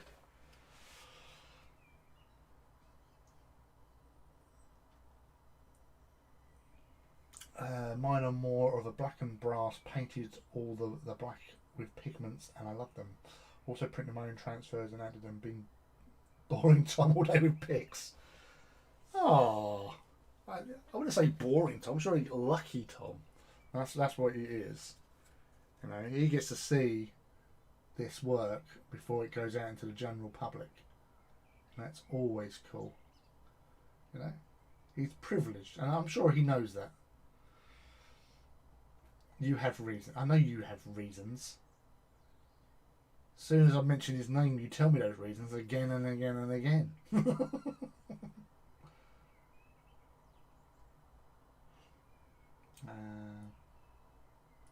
Yeah, you don't bore us with pictures. See? Andrew's got it. Now, to be fair, Rob, I know exactly what you mean with that, because like, when I post pictures up, I obviously hit Twitter, I hit Instagram, then 8018 generally, and that's pretty much it, because I know that a lot of my friends follow me on those other areas, and I don't want to be like proliferating their news feeds and stuff and notifications with pictures that they've seen elsewhere. So I just basically just do those couple of places and that's it. You know, I used to like go on like several different groups, but then I sort of took a step back from all the groups out there because sometimes some of them are a little bit too much to handle and too much stress. So I'd rather not deal with them, and I'll just stick with the ones that I'm comfortable with, sort of thing. So I would say like 8018, and then obviously my own page. Like sometimes I even forget to post on my own Forge of Mars Facebook page, because I've been posting them everywhere else. And as I say, I appreciate all my friends that sort of like my pictures multiple times for me. So yes, that's always welcome, and it's always nice to think of their support, because I know that I would do the same for them. Sort of like, you know, unwritten rule or whatever, but I don't like sort of pushing myself everywhere, if you know what I mean. So I avoid doing that as much as possible. But yeah, I know what you mean. Like, you know, sending pictures to people, just it's like having another set of eyes just to have a look over things. There's nothing wrong with that. It's to say it's quality control. That's what it is. A lot of OSL on the Karaknos mortar. Really looking forward to finishing it. I'm just excited for the traitor book at the moment. We need to get Krytos updates, putting the finishing touches to some god engines before my nameplates are attached. Yep, that's definitely with Krytos. I know, because I don't know, like, where you sort of like watch sort of like reviews and like places like Goonhammer and all that, who are really, really good, where they sort of go to town on the new releases and, you know, Legio views and everything. But with Krytos, they it is pretty sort of specific, their rules, and, you know, involving, you know, taking out buildings and all that sort of stuff. So hopefully they will get, like with the Loyalist book, where they got sort of, you know, some FAQ'd parts and rules changed a little bit to make them a bit more sort of streamlined and work better. That's always welcomed. Because again, like with the rule sets for Titans, they add a little bit of flavour, a little bit of character to something. You know, it's not the be all and an end all. You know, and that's what I kind of like with Adeptus Titanicus, is that it doesn't really matter what Legio you choose and what Legio you fight. You know, each has a little thing. It's not game breaking generally. You know, it is fairly balanced in most cases. Yeah, some people might get a little bit of, like, you know, like when I was at the Legio Walks and I was facing up against Tempestus, and then, like, you know, I was destroying a Titan, and then they go, oh well, if I roll this dice, if I pass it, I get to shoot you with one weapon. If I pass it by a certain number, I then get to fire all my weapons, sort of thing. And then they get wildfire straight after that as well. So it's just like, I'm getting shot the hell out of here. So that was a little bit much. But then, you know, again, it's still down to a dice roll. So he might not have got a dice roll that worked. So, but he did on that occasion. And it hurt. But yeah, it's just to add a bit of flavour. And to be honest, myself, when I play games, a lot of the time I forget what I've got, and I just, you know, it's all about the movement, positioning, and your dice rolling. You know, because you can change the way the game goes just by pulling off a clever manoeuvre. You know, maybe hiding behind that building that turn, or, you know, so you're able to sort of keep out of being shot, but then able to get your, you know, engine management sorted, or get your shields back online and all that sort of stuff. But yeah, it's got so much more to the game than just having the best rules for your Titans. Because I've played against most of the main guys. I haven't played any sort of like custom Legios yet. But I've played all the big traitors in particular, and I've done well a bit against them. You know, and it doesn't really, you know, it has never really come down to like one rule set being so strong that it sort of puts you out, if you know what I mean. That it's good that you've got that sort of sense of balance in that respect. But yeah, you know, so it's one of the best game systems I've played in, and that's why I'm so happy with the game system, and that's why I've collected a lot of Titans for it. Not only so I can let Phil use them when I sort of go round to his and do some garden hammer. Or when we used to go down to Wayland, you know, a few of us go down for like a practice game before the Legio walks last year, and everyone was using my Titans. So you know, I don't mind that. You know, I painted them. They want to use them, they use them. But yes, that's my fear. People get bored with my spam. But again, you just keep it simple, keep it to certain areas, and just keep going at those same areas. You'll build up fan base, as I told you before when we was chatting to you. You'll be fine, mate. I was sad when people would let you blow buildings or wouldn't let you blow up buildings.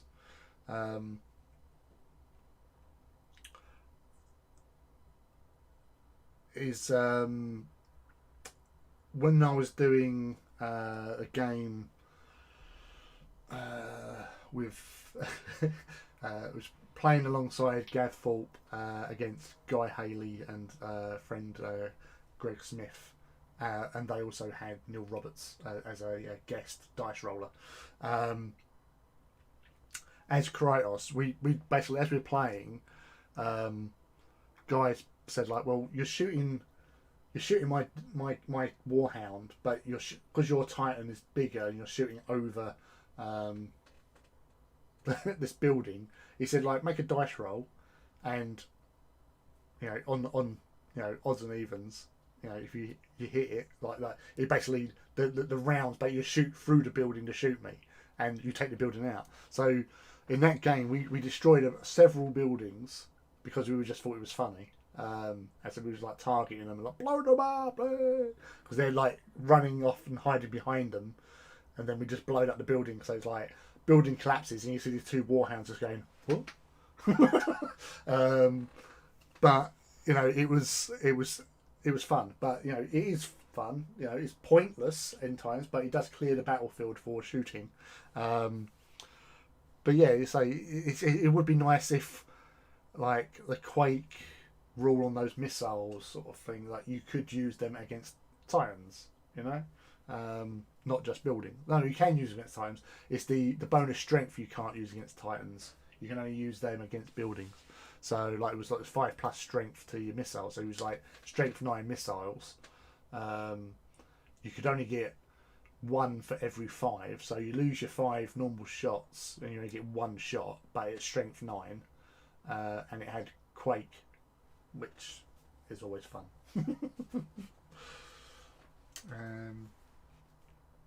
Best thing about Titanicus isn't it's such a balanced game. I think that's what it was. It is such a really balanced game.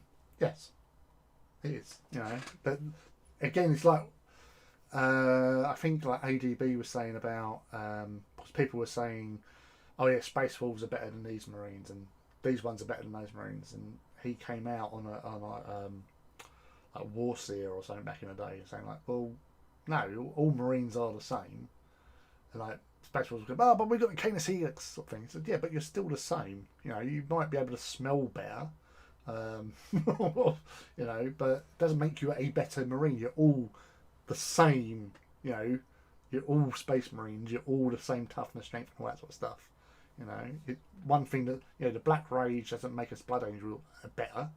You know, it makes them powerful, yes, but then they lose themselves. You know, but I think that's what we're trying to say. Like with Titans, they are all the same. They're built the same way. You know, but it's down to the tactics, the all that sort of stuff that the Legio that they belong to follow. So it would only be slight differences. So I think that's what they've hit the nail on the head with what they're doing, and also they're always refining these sort of things and play testing them. So it's all good. I really need to learn how to play. I have 2 Legios, a Night House, and order books. Still had no chance to learn anything. Whereabouts are you, Rob? Are you like down south, Midlands, or up north? Just out of interest, you know, don't have to give me your actual address, but you know, wherever you're located, because obviously I know like this, you can sort of meet. Like I've met up with people who played games before. Like I had a game. Well, it weren't AT, but this is like when 8th edition first came out with the Primaris and all that, I went up to Games Workshop Norwich, met up with my friend, and we had a game, like a demo game of that there, sort of thing, you know. So people will sort of travel, and obviously as lockdown eases, it's nicer to actually get out and play games. Yeah, I know Bedford. Yeah.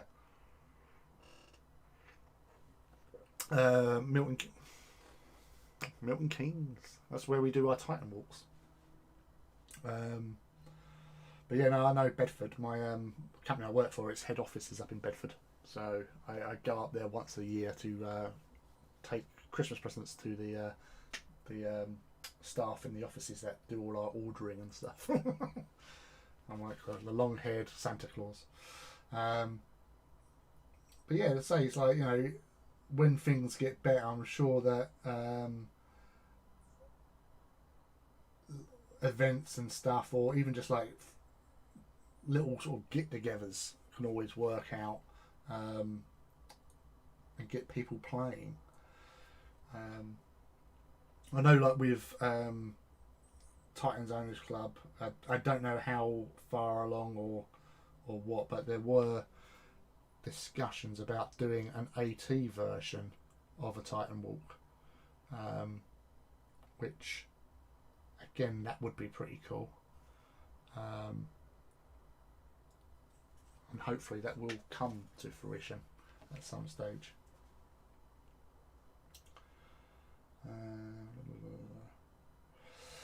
I know I'm just usually busy with work, Monday to Friday, and painting on the weekends. It will come. Yeah, my head office is in MK as well. My local Warhammer was open for gaming and hobby since the stuff started in the US. Yeah, so I know a lot of places were sort of opened for the most part over there. From what I've seen, I knew friends who were like at their local friendly gaming stores were going in and playing, you know, 40k and all that sort of stuff, and obviously observing, you know, face masks and, you know, sanitation and all that sort of stuff. But yeah, it's all again sort of arranging a safe environment in the land of COVID, or the world of COVID as it is, and arranging to sort of play safe, and as long as you sort of take care of things, because obviously you'll be moving your own stuff, no one's going to be touching your stuff, so that's helpful. And if you're sort of keeping your social distance, you'll be fine. We'll have to sort out something, Rob, to come and see me and Tom in Sheffield, or you say just again you do sort of like meetups in Warhammer World, because it's a day out, so it's middle ground for both of you surely, because it's only about an hour from you in MK, maybe about an hour and a bit from Sheffield, roughly, I'm thinking. So that will be, you know, middle ground, and you've got tables, and they have food, and they have toys.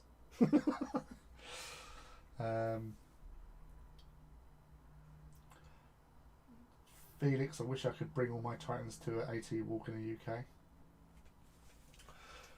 Never say never, Felix.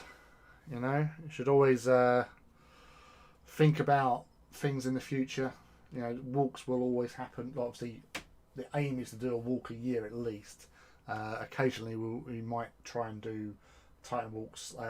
We're actually planning on attending Beachhead again next year, which I think is normally February time, which is like a mini salute down on the south coast. Some of the guys from Titans Owners Club attended to it last year, and it was a huge success, and they were invited back again. There's been sort of invites from other sort of events as well, but it just depends on when timing, basically, and if we can get the people to go, like the main guys, because obviously we've got all those bits and pieces, you know, scenery and all that sort of stuff. But yeah, the Beachhead 2022 is, I believe, a definite that there will be an attendance. As I was saying earlier on, once so some of the guys who weren't here earlier on, and if you don't follow me on Twitter, I don't know. But once I hit 100 Titans, I know I've mentioned this on AT, so you probably do know that I will be sort of going up to Warhammer World. It will probably be a weekday, not a weekend. But I'll be going up there with the 100 Titans and all the Knights, just to basically nick one of their tables and hopefully one of the big like 8x4 ones they've got, or is it bigger than that? I can't remember. And then basically just getting everything out on display, facing off each other and taking photographs basically. That's the plan. So that should be in a few weeks' time, hopefully. Hey, Simon! Simon Winters. Everyone probably knows him, Winters Warhammer on Instagram and Twitter. I think you're Winters Warhammer as well. He's been doing his Scars and Krieg recently and getting shown off on the Hobby Hangout, Hobby Roundup quite 2 times in about 3 weeks. He won for his birthday, which was nice. But yes, definitely give him a follow because he's a talented swine. All his armies are beautiful. So I'm not saying that because he's my friend, but I am saying that because it's the truth. Thinking about Father's Day next Sunday, so I can buy toys with Family, but welcome to meet up in Warhammer World. I mean, yeah.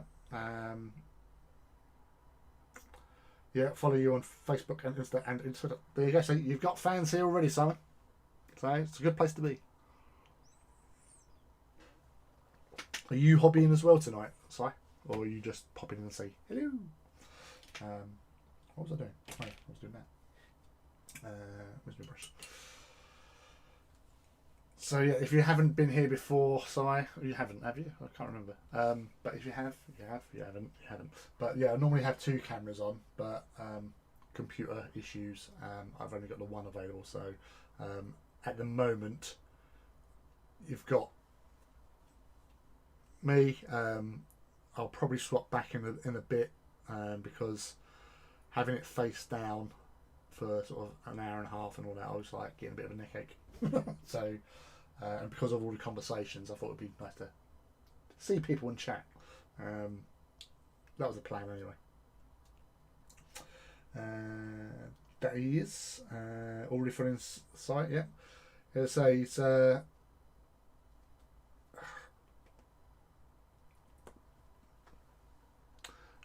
we have a cat. Yeah, let's say it's with all this awesome talent in the chat. It's always nice to hang out and paint. I still can't believe you've been painting since 7 AM, Rob. It's crazy. But then I know there's been times like during lockdown where I couldn't sleep. I've gotten up and just sat down at the dining room table where I do my painting mostly. And you know, you're there, you make some lunch, have a cup of coffee, you sit back down, paint. Next minute you look up, it's dark. You go, Jesus, where the day's gone? Because you're sitting there under the lamp, sort of thing, so you can see what you're actually doing, all the detail and all that stuff. And then like next minute it's like, where has the day gone? It's just disappeared. Which it does.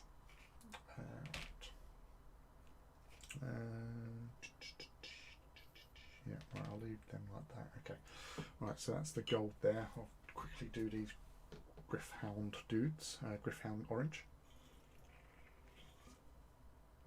Right, yes, yeah, so what I was painting, Rob, was Warbringer. So, leggies with head.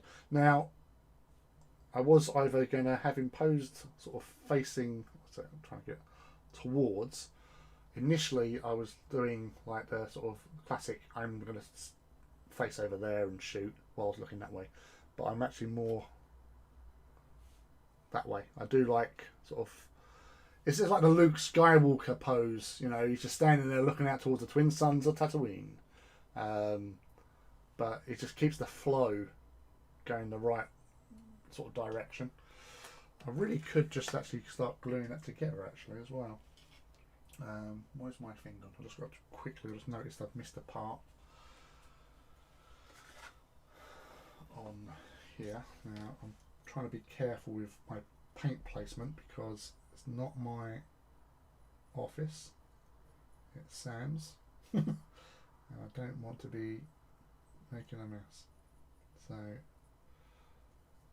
because I have a tendency to just put things in a very precarious position and then just knock it over like a cat,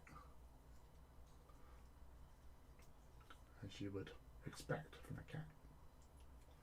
Right.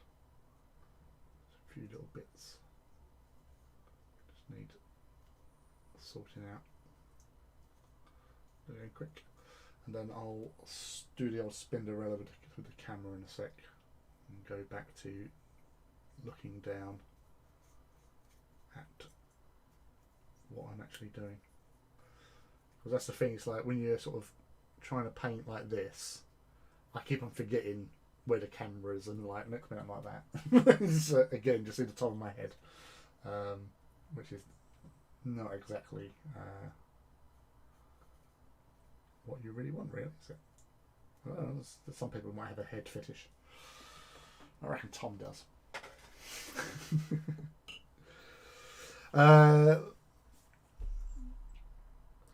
Yeah, no, you say looking over the leg, it was definitely growing on me with that. I lost time each time I think, let's have a break. I see something else and then I touch it up and then carry on painting. Yeah, Legio. This is Legio Fortidus. So the orange and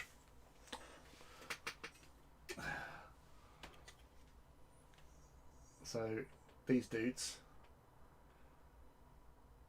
So they're actually their fluff is actually really quite interesting as well, because where I was sort of re-listening to Mechanicum the other week as I was waiting for Mortis to drop. Legio Fortidus and Legio Avigatus or Avigrades, I think. I can't remember, one or two. They, during the sort of death of innocence, the Martian Civil War, when the first sort of attacks went off, both their fortresses were basically obliterated straight off the bat. With the scrap code getting in there and overloading the generators, and it just blew the crap out of them. So most of the Legio was scattered out and about, and they basically, there was no sort of centralised command, so they were all fighting their own battles and on their way back. And they, I think one of the fluff things was that they were quite sort of a badass Legio, like really, good at what they did, and they would have been a major threat if they were in any way, shape, or form survived en masse. Say, they would have been a definite threat. Same as Legio Ossidax, because in the Legio Loyalist Legio books, it sort of, you get a bit more fluff about all the Legios in it. And Legio Ossidax is was considered to be quite a ferocious, ferocious killers. But they're really badass and killy. And so that was sort of a welcome that they got a hammering as well during sort of the earlier days of the the betrayals and all that sort of stuff. But yeah, it was Vincent Notley on Twitter, when I was sort of contemplating doing another Legio. He came up and said what about Fortidus, and that hadn't crossed my mind. And he said, I'm asking because I'm hoping that you will find a cheap and easy, quick method of actually painting their scheme. And so I spent a few days experimenting with with those oranges. I was like all those spare parts, warlord armor plates, like testing on them, and then that's where I found out about using the skull crusher brass as a base for the Griffhound, and they sort of looked pretty cool. And then I just went crazy and made loads. Mechanicum is such a great, like as a standalone story. Although it's part of the heresy, it is standalone as well. It is such, the story of obviously seeing Tempestus trying to, handle what's going on, House Tyrannus with their, problems of dealing with what's going on, and then all that the inner fighting between all the different forges, and how they have all these like oaths of fealty with certain legios and knight houses to support and protect their holdings from the rampant sort of what do they call it? Servitors, like feral servitors. They go through all these servitors and they just dump them, and like 1 out of 10 will survive on eating the dead and just go off and become sort of like mad psycho killers that go and attack power plants and stuff like that. So they have like all these like knights protecting and patrolling around, and all that sort of interplay. But that I honestly swear as well in Mechanicum, because I read when I was listening to it a couple of years ago, and it mentioned about when the knights were going for a walk, and that they were going to certain forges, and they could basically like recharge just by being in the presence of these areas. So it was like a Wi-Fi charging, and then it was a couple of years later that when like tools started coming out, like Wi-Fi charging power drills and stuff like that, and you just go, hold on a sec, because when did this come out, and when did this Wi-Fi wireless charging capability come into being? So it was just like, did Graham McNeil sort of invent this? Probably didn't, but he got mentioned, and he just like, it wasn't mentioned before then. This thing didn't exist, but so it was. It was just like, did he actually invent something without thinking about it? Should have patented that. Just imagine, he'd be rolling in it. That's Mechanicum is such a great story with everything that goes on in there as well, and it's sad as well, because obviously what they lost, obviously that's why it was called a death of innocence, because they lost so much knowledge that they'd spent thousands of years reclaiming, and just to lose it all. And you see how like those that started to fall, like the fabricator general, old Howe, Kelbar Howe, how he started down his path and the creation of the Dark Mechanicum. But it's a really sad story, how it all ends up, and the Caban machine with artificial intelligence and all that. Although I have to say, one of my favourite characters out of all of the Heresy series and everything was in Mechanicum, and that was Romu 31, the Skitari Protector. Absolutely love him. Such a great character, and say he's just like, he does a little bit here and there, and he's not like going around saving the galaxy. He's just saving the one person that he's been charged with, and I just absolutely love that. Absolutely love Romo. I'm not sure if they're meant to be like Myrmidons, because there's never been a sort of Skitari Protector sort of class mentioned. So the way it was described, like these, it did sound a bit like those early Myrmidon models with like the robes and cybernetics and stuff. But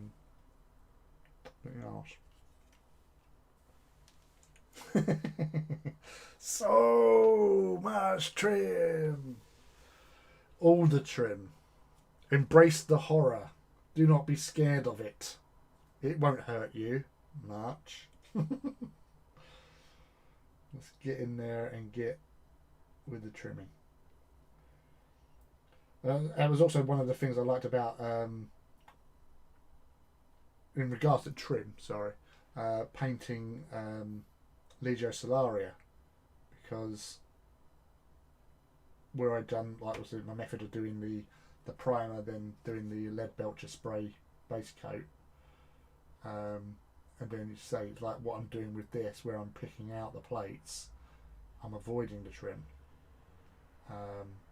so I don't have to paint the trim. I just have to touch it up occasionally. Right. Okay, let's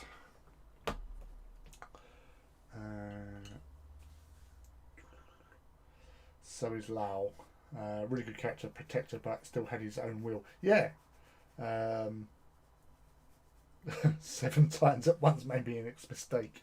I'm sure there's somewhere that would be appropriate. But no, yeah, there's nothing wrong with having a production line, but obviously you don't want to sort of kill yourself. I'm just going to shut the door.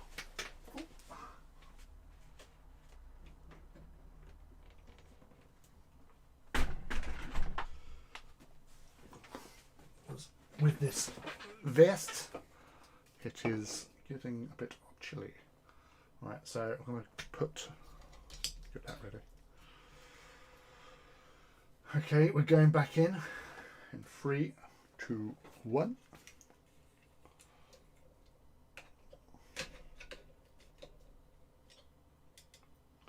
Right. So, what have we got to do? All right, got these 2 left to do with the Griffhound. Yeah, so there's very few characters, you know, like you get all like the main characters always get the glory and all that, but he's just such a, you know, a great little sort of side character as such, you know, to go along with Dahlia Sifia, Caxton, the little machinist, which so many people say, oh yeah, he was a squat. No, he wasn't a squat. He was a human. He was just a short human, and only because in one passage where he was being described as being short, and they used the word, you know, his squat, you know, stature sort of thing, everyone goes, oh, he's a squat. No, a squat means, you know, short. He was like a metre tall. He was just like a, you know, really short person. And he came from the Indo block or whatever, Indonesia block. They give you all his background, so he's definitely not a squat. But yeah, it's all by the by. But yeah, it's such a great story. I love all the technical stuff. Have you ever done Cybernetica as well?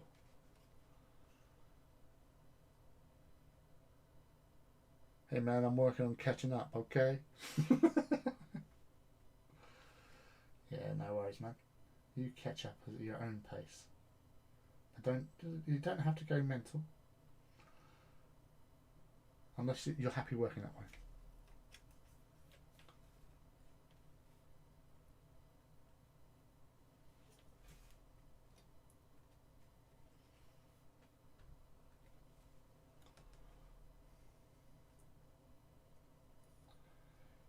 Yeah, 40k squats aren't a metre tall.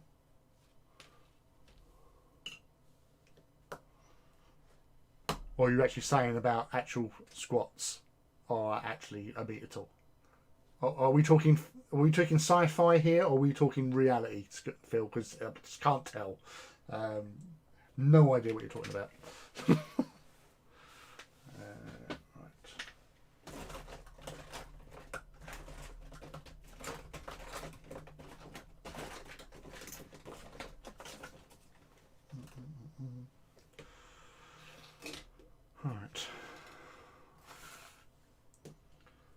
actually going to take a break for that for a sec because I'm going to dry brush the base because I want to get onto the next phase as well, which involves some washes on the base as well. Right.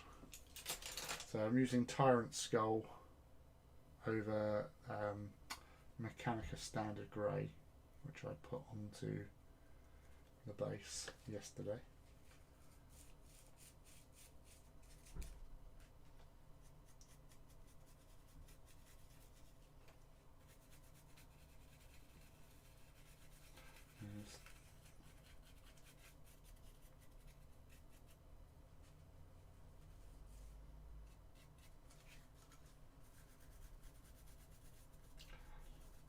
Catch those edges, which are all important. Oh, give them bashing into the camera.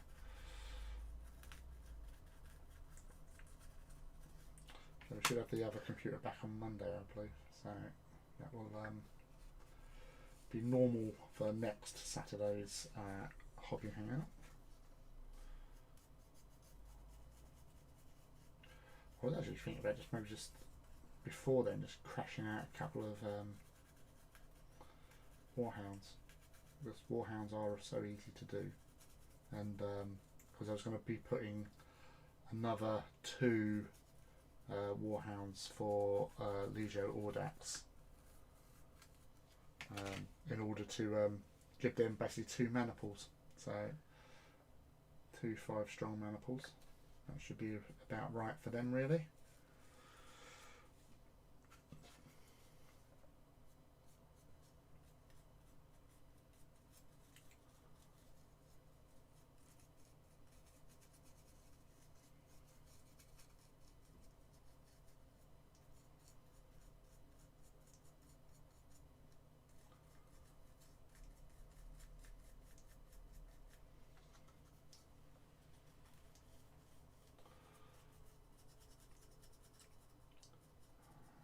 40k squats.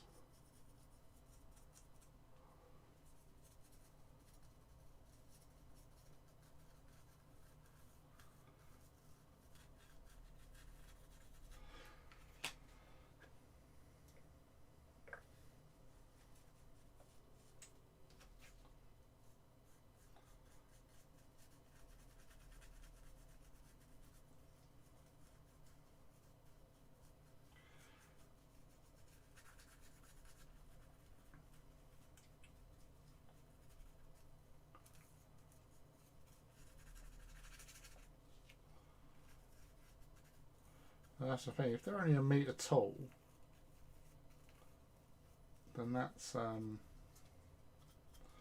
their scaling were totally off when they made the models, because that's going to make halflings even smaller.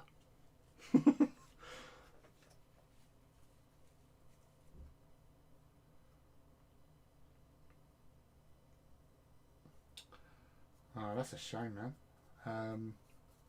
Yeah, that's the thing though, it's like I've probably given away more stuff than I probably owned at one stage. Obviously I can't say that now with the amount of Titans I've got and other armies that I've accrued, especially like with the heresy happening. But yeah, no, when you have sort of a project that you put your sort of everything into, like heart and soul, to get it to look the part, have character. But yeah, if you get out of the hobby, you just get rid of it, not thinking you'd be back, and then you come back a couple of years later, and then you see everything that's going on, and you go, "Oh, geez, I wish regret is such an annoyance. It's an annoying thing, but it happens to us all, unfortunately. But yeah, no, something like that would have been pretty impressive to see. If you had that now as well, and like posting up onto sort of groups and stuff, that would get so much love. There's one of our friends, Neil Cook, who works at Forge World. He made himself a little squat army using sort of like the fantasy dwarves and basically making them more modernised.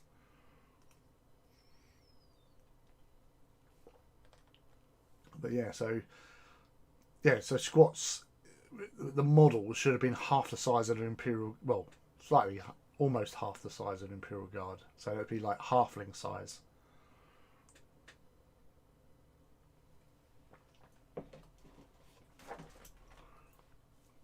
Because I always base like dwarves at being about like 1 meter 50, but obviously stout build, not just like, because in like the description in 40k for the demiurge is short humans, so a human person, all in sort of appropriate shaped for a person who was 6 foot, but being scaled down by like 50%. So sort of like jockeys, you know. So there's no sort of ow cramp, ah bugger, urgh, ouch. Yeah, that's what I always thought with dwarves, they were bigger than a halfling, but who knows. Nice. Right. Any other votes for that dude? Twice the girth.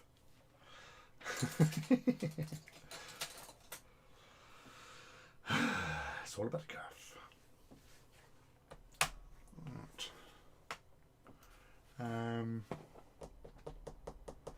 Right. Let's have a look.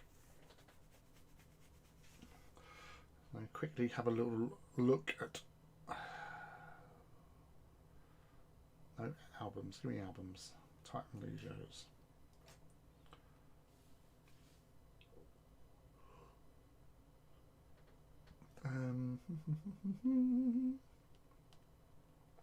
Bad dudes. Where are you, bad dudes?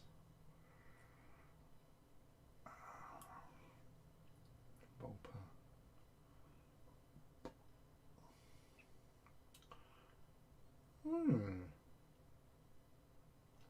You know what? I'm going to be a devil. I'm going to do these as Interfector. Because I haven't done Interfector, and Interfector will probably be quite easy.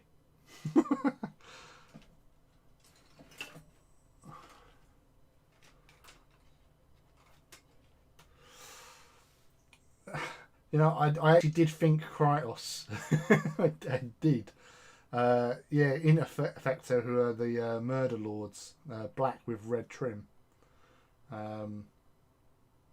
Because they were in Doom of Moloch, I think, with these guys. Sorry. These guys. So, right. Now I'm going to try, he says. Has he got it? He's not a shy's purple. That's going to do it. Where are we?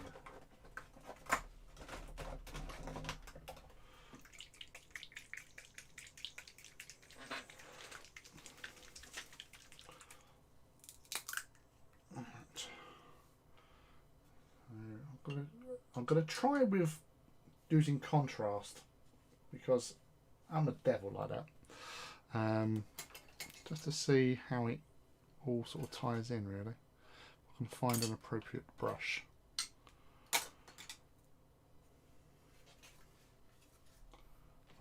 Let's make some space. Don't knock anything over. Because the reason why I like using contrasts, because it does allow sometimes for the metallics to sort of show through a little bit. I always like that. Because again, it adds to the sort of weathering side of things. Because I don't want it to be sort of perfect parade ground type affair.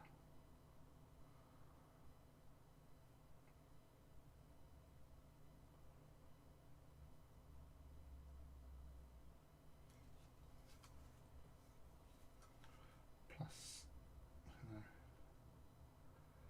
it's only as like little terrain well, you know, it's a base piece, so it's not going to be like, you know. Well, people might look at it, they might go, oh, I really like that, but they might not. They might just look at the awesome orange scheme of the other dudes. And plus, you know, so I do like to mix up and sort of try and get the guys looking more involved, because then I can also say, like, you know, oh, I've painted loads of Legios. Technically, I have.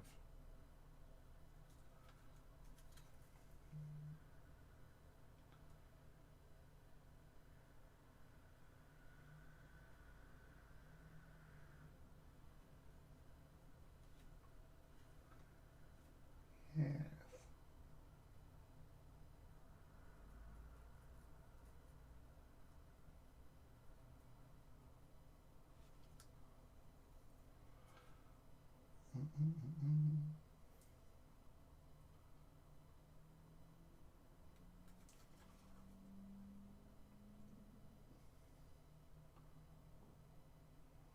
So with the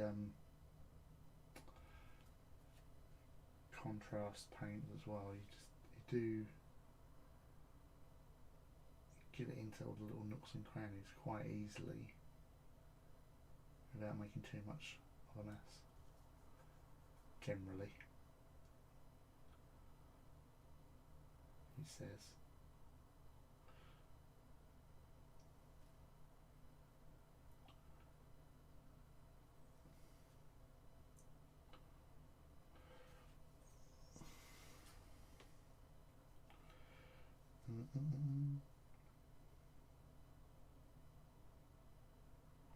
Right, yeah, if you with the doing it that way. What I'm thinking, Rob, is once I get the Mephiston, I'm going with Mephiston for the trim. I'm gonna go over it all with Nuln, and then I'll just sort of do a little bit of a sort of a touch up on the red, because then it will sort of tie the red in better, and then just pick out and highlight, well, not say highlight, but obviously like almost like a dry brush in a sense on the red trim. But yeah, no, I haven't really experimented with glazes with contrast as yet.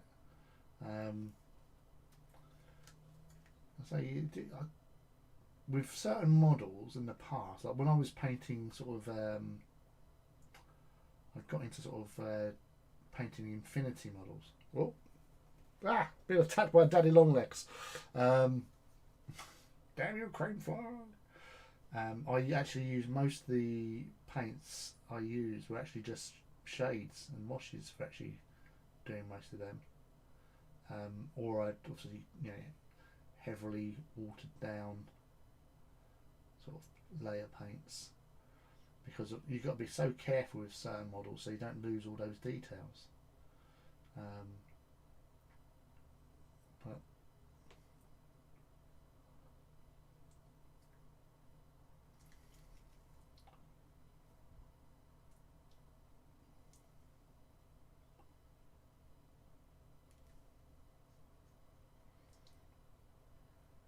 just random.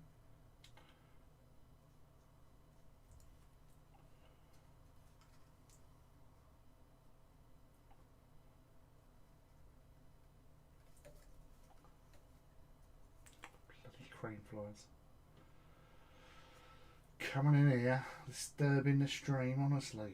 You've got better things to do, mate.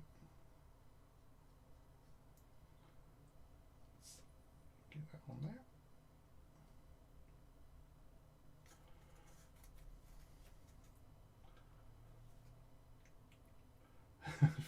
So it's like Duncan, do 2 thin coats.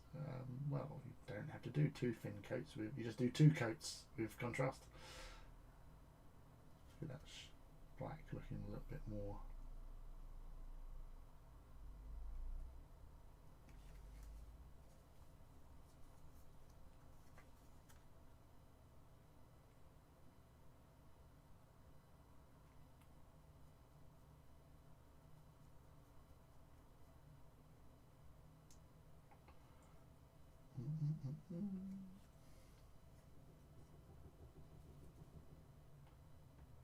That.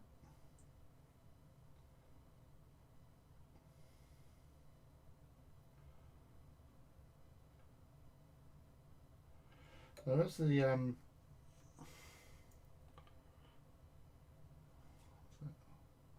that's the handy thing about having it on the screen as well, is that sometimes you can actually, I can see better from the screen than I can actually in this current light.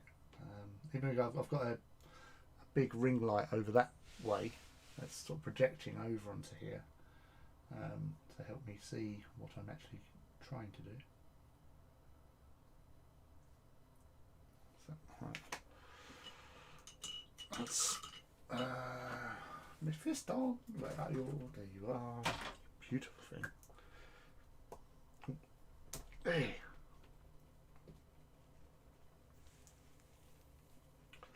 Right. So, important question. Titans, of course. People are watching. What's your favourite class of Titan and why? Me personally, it's always been a Reaver ever since the original game. It was just the look of it, the sort of the menace it had in its sort of in the artwork, where it's like that stance it had.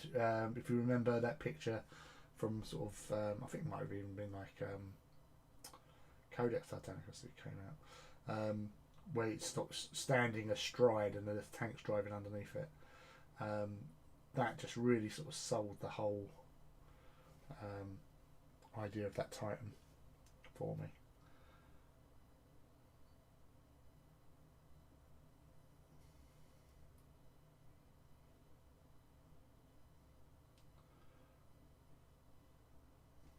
I was never really a fan of the Warhound. It wasn't until I actually built and painted one for the first time that I actually started thinking, you know what, these aren't too bad.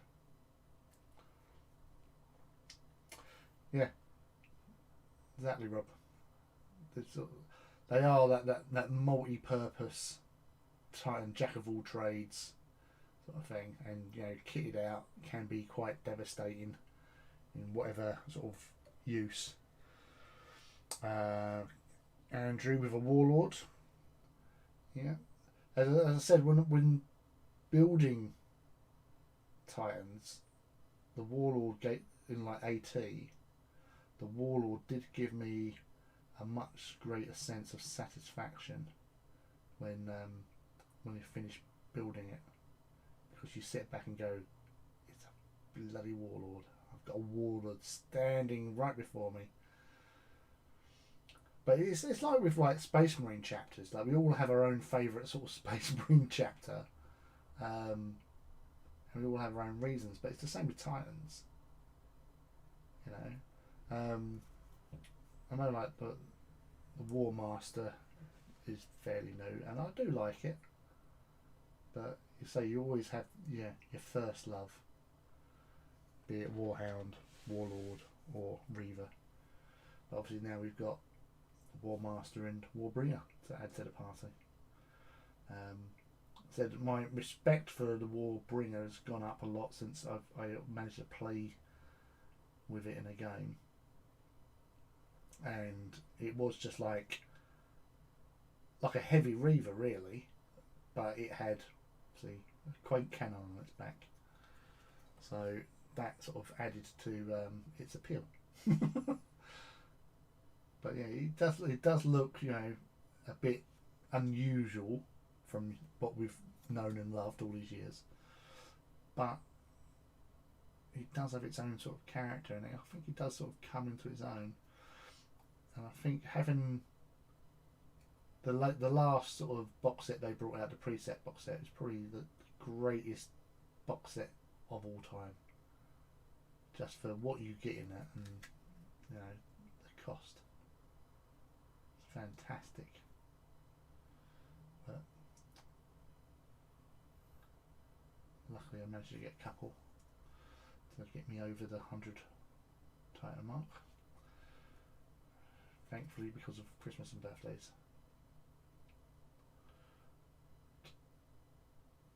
There you go. Picking out the snout.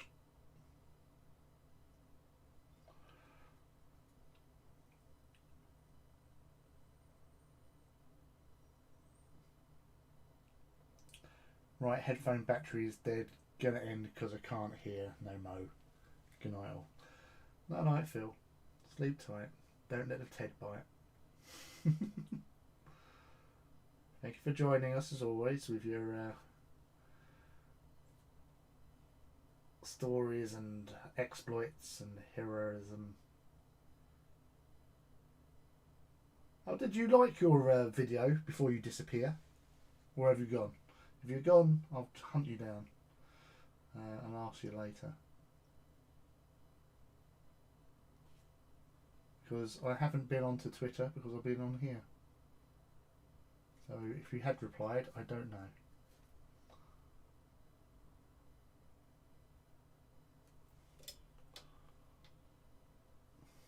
Oh, bugger.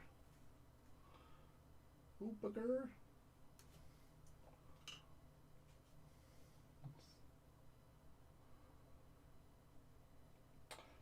Especially after putting on 28 mil one, we'll have to see if my opinion shifts once I get hold of a Warby. Yeah. Well, I think there was some sort of issues with the building process or the instructions or something.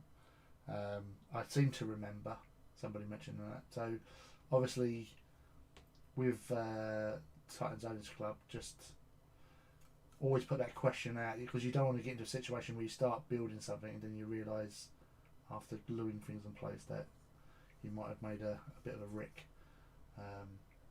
As you already know, most of the people there are very helpful. I say like Leiden, obviously he's built and painted one. Matt as well, he's got his Warby all done. I think I just actually hit some of the plate there, but never mind. I will hit that with some paint in a moment. Continue what I'm doing first because it's trim and trim must be focused upon.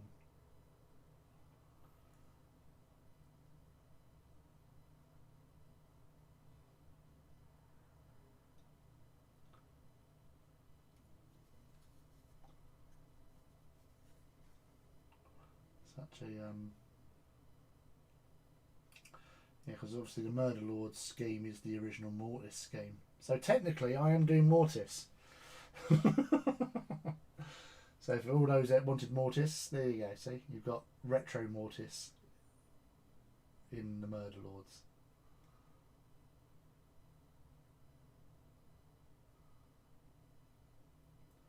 I think I did actually, Rob, I think I did do a Kratos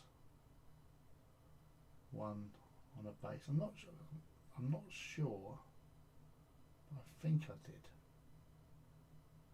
I might have been I don't know now. Might have done it on a Solaria. Because my theory was that they were both at Titan Death. So why not?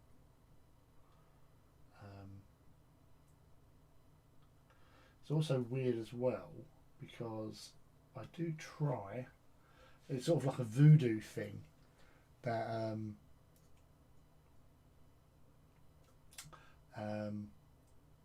where I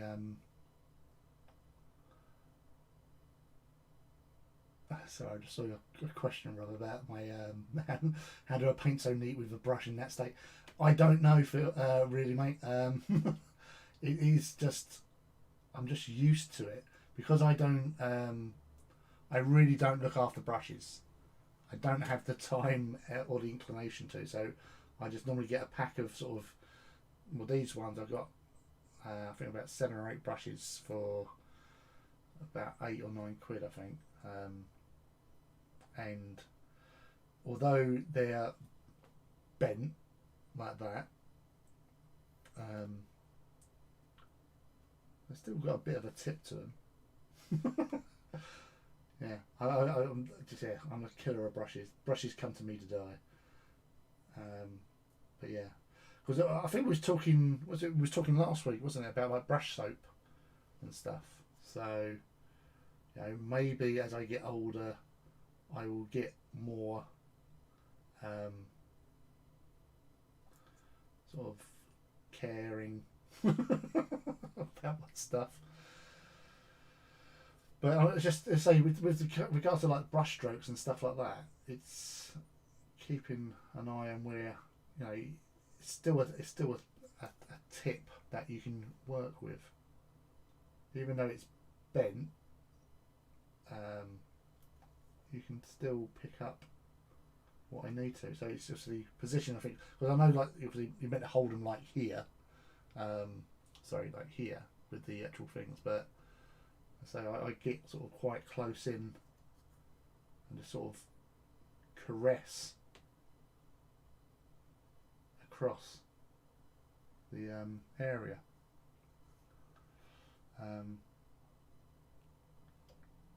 Yeah, that's to say, like, you know, I've got two of the let's find them, master brushes from a yeah, so got so I've had them for about 11 years, but I hardly use them, so that's why I've had them for about 11 years, to be fair. Where's the other one gone?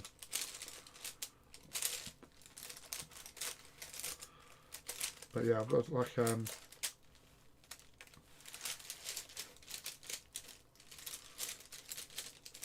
I can't see it. But yeah, so it's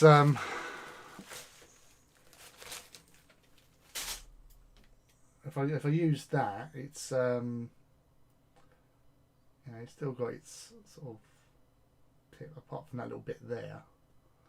But it's yeah, I don't really use it because I don't know if it's out of fear or whatever.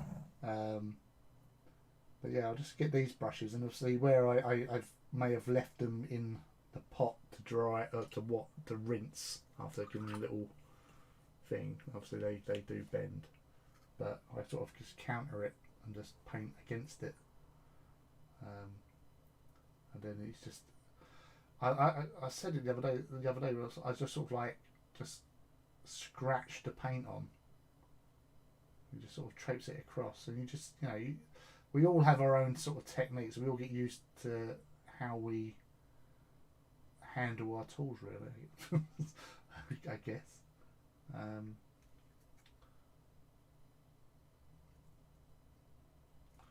Little touchies. Oh yeah, I'll do this bit.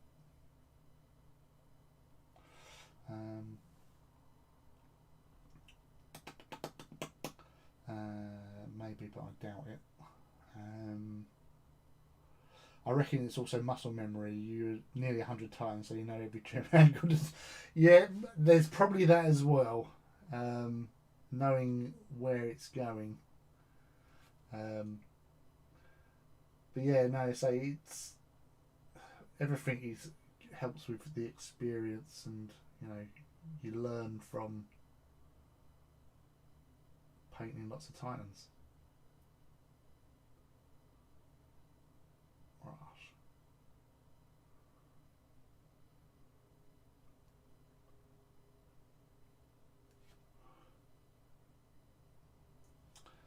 Oh, hello.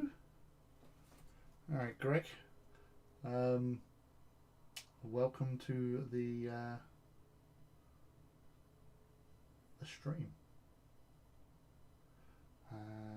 I've switched to cheap synthetic brushes with decent points, as long as you keep them clean and don't let the paint get into the ferrule. They last ages.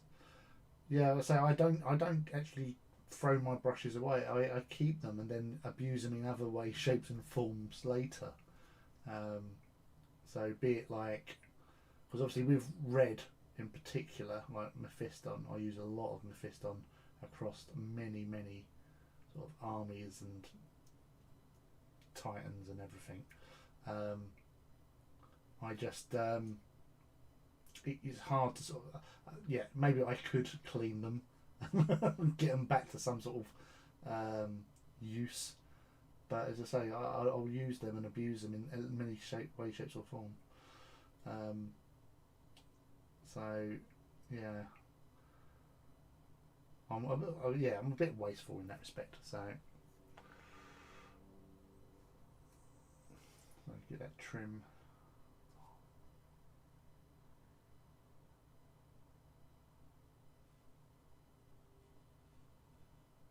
That's all. I think it was a bit. Oh, that was close. Oh, there it is. Right, so for repair work, with the bit where I'd got the black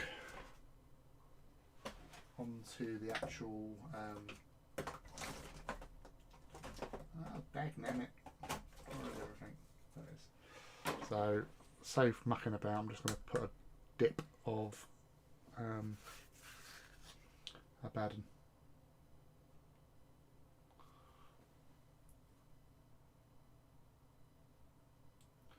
There's no point in mucking about. Let's give it to Abaddon.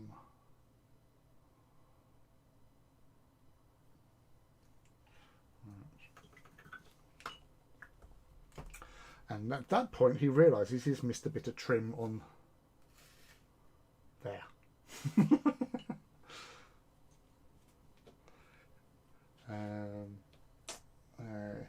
Yeah, I have had a brush that's degraded from detail to base coat to dry brush to putting on texture pack. Exactly, you know, there is a progression. But yeah, no, I might give those brush soaps a go, just to say that I did it, sort of thing, and just, you know, if they really do revitalise them as people say, then yeah, I'll probably continue to do that with my sort of my go-to brushes, because I literally just totally blitz one brush when doing certain projects. I don't know if my little ones, like set ones for doing eyes and what was I don't really do eyes because I've never really managed to managed to sort of do them without making them look like that meme of that poor guardsman with the boss eyes. So I normally just shade them, so it looks like, you know, their eyes are actually shaded, like in shadow, which I find actually looks quite good. Did it with my I painted up Conrad Kurz for a friend, and I did it with him, and it looked quite fetching, I thought.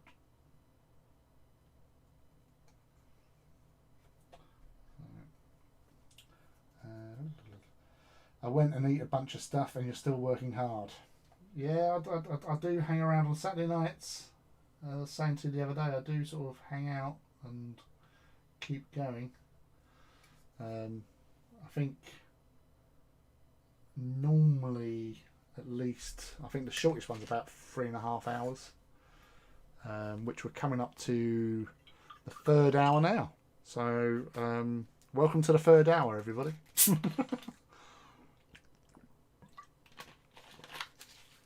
Yes. A new challenge for Lee and Rob: paint one in the dark.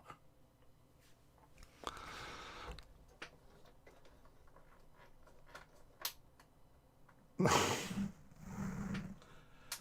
can't really see anything, can you? So it'll be rubbish viewing for you, Tom. But yes. Right. I always remember, actually, say like impossible angles of doing painting in. I remember some guy on a hobby page once saying about he parachuted, and while skydiving was painting, and I was like, rubbish. I've fallen out of a plane with an Australian attached to my back. I know that painting a model is not the first thing on your mind. You might be like, oh yeah, it'd be really cool, but there's no way you could have done that. You don't have the time to actually do anything, because like if you're 14,000 feet dropping out of an airplane at terminal velocity, you will free fall for 1 minute, and then you'll deploy the chute as you hit sort of 4,000 feet, and then you'll just like slightly just glide down, and at that point you're wondering where your testicles are. And again, it's not what's, unless you're the guy that you're strapped to is taking it easy, which for them to slow their descent, you have to basically go at really sort of like swing out angles. It's not easy. Oh, pardon me. I'm sure somebody would try to, because they're just silly like that.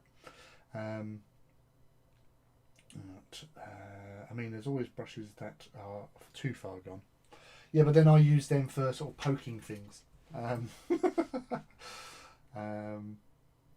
Yeah, he's on one tonight. Still painting at 11 o'clock. Coffee did the trick, I think. It helped. I'm now onto some Lucasade, so that's helping as well. Hit that like button for Lee's endurance. Oh, thank you, man. Brushes are too far gone. Make nice scenery bushes on terrain. That's fair. Until there's only one bristle left. There can only be one.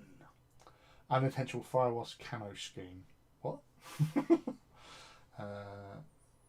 Like extreme ironing is just for pose. Surely you don't want much. You won't get much painted. Not in the dark, especially. Right. Where's where's shadow? Where's shadow? I don't want shadow. I want Mr. Gnome. Where's Mr. Gnome? Mr. Gnome.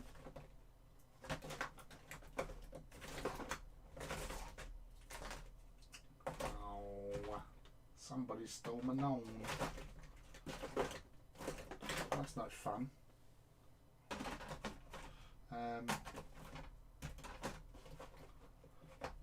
No, I won't use contrast. Right, okay. Change of plan. Add Raxinax instead. Right, and actually what I'll do as well. Now, this is what I do with sticking things on. Because obviously when this leg section is in place, it's going to be like that. So what I'm going to do is the way I glue, because obviously painted you can't really use PVA unless I'm going to scrape it all off. So I use some cheap super glue and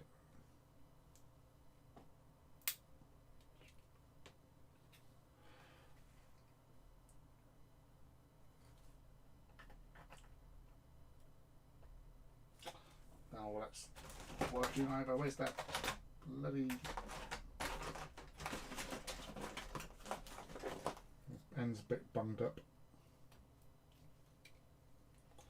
That's better, he says, hopefully.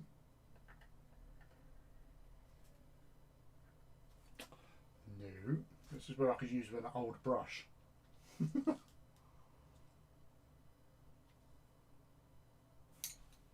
on.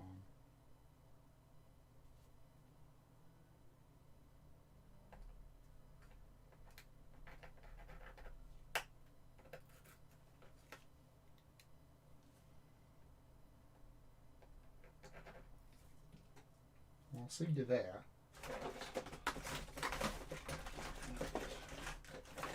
Have I got anything pokey?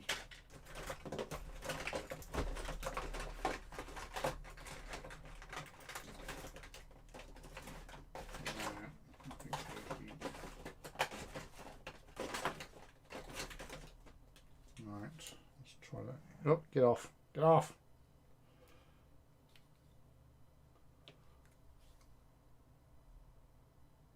That's better. Oh, oh, a bit too much. Right. It was all bunged up. Right. Get you out of the way. And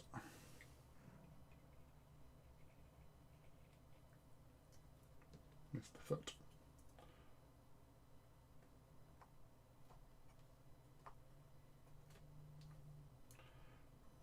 Right, so squished him there. So obviously I've gone over all of that with the super glue. Now,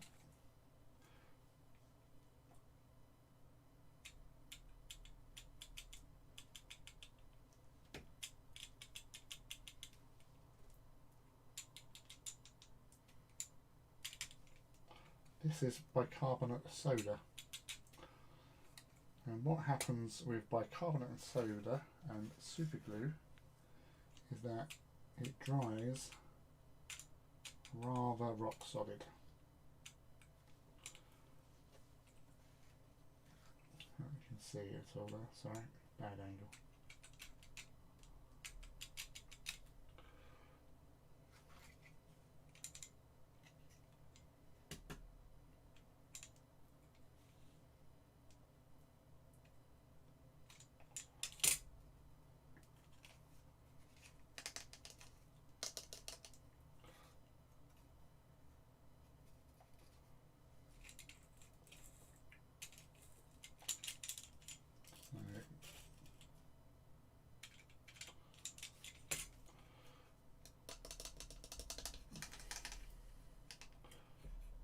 Still a little bit around the side there.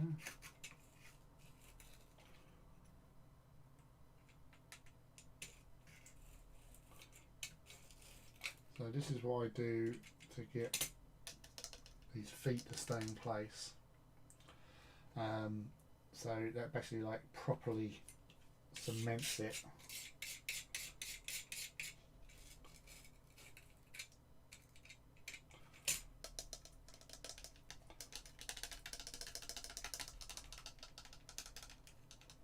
Stole your known, wars have been fought for less. Yeah, I know. This is. I think I might have actually put it in the wrong box. But yeah, this bicarbonate of soda, you know, you get like £1 for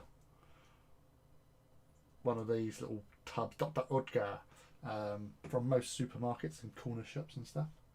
But yeah, you just, it's rock solid. And then once you've got that, one of those cheap brushes that I picked up from out of one of those packs, you just give it a brush off. So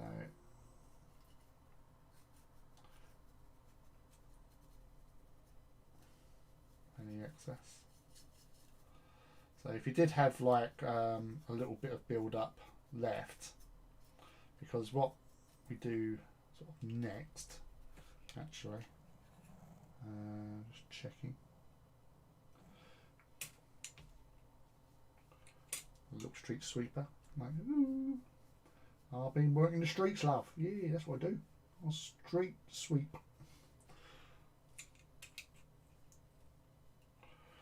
Right, so just want to make sure I get a bit more.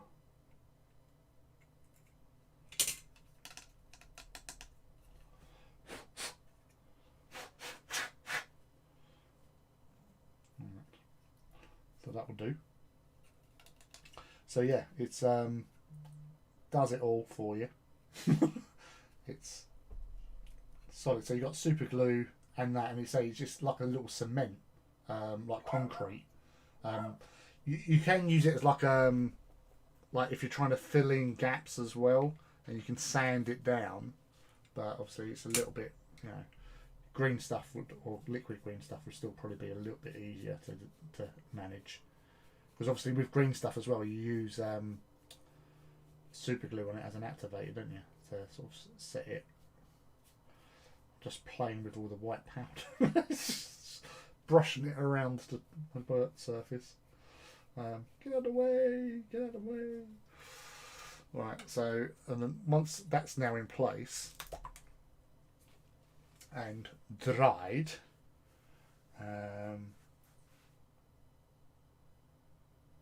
might watch that surprise gusher back later in slow speed. Yeah, why not? Enjoy it. So, as I said, I'm going to go over it with Agrax. I'm doing the base here. So no prisoner taken. So over everything. Because it's a wash, it adds shade, shadow and all that jazz. But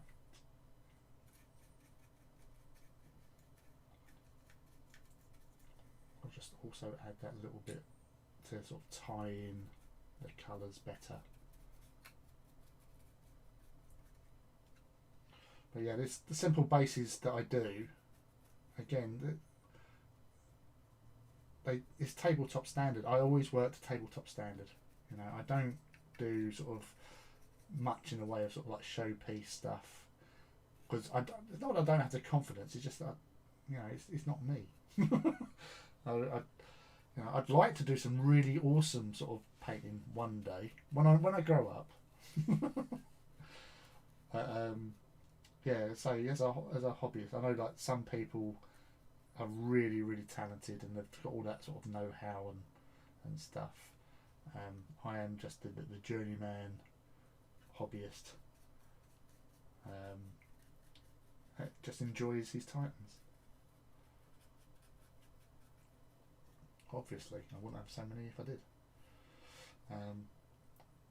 Yes, are you taking notes, Scott? I hope you are. There will be a test. But again, so you're just getting it in there, even just brushing over, so you get a bit of like patches as well. So sometimes I might just go over one bit just to add extra amount. But yeah, even though with that bicarbonate soda, the wash will basically just go in there and just tie it all in as well. So if I can get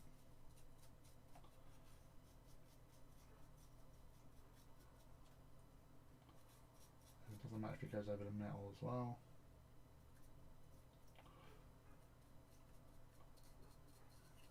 Because I want them to be dirty. Dirty tootsies. Dirty toes. Put them on there. A bit more on that.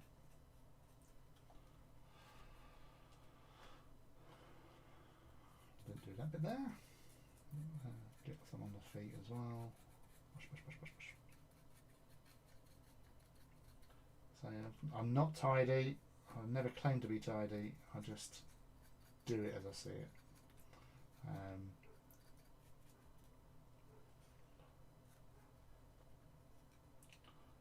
then just leave that to dry a bit. Right, so we've got that done. You will fail. As long as you're happy with how it looks, it doesn't matter. That's true, MZ. Thank you very much. But I'm learning for when I paint it, it helps to see. Yes. That's the Moroccan phase. Quantity has a quality in its own. Was that Muracan or Moroccan? I don't know. But yes. So with the shading. Oh, again. Actually, let's turn. See, I've got another lamp here actually. So, surrounding myself with light.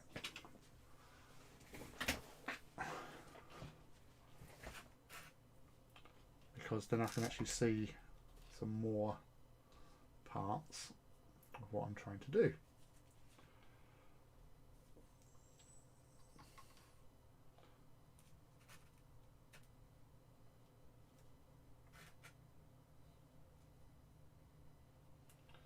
So it just doesn't matter.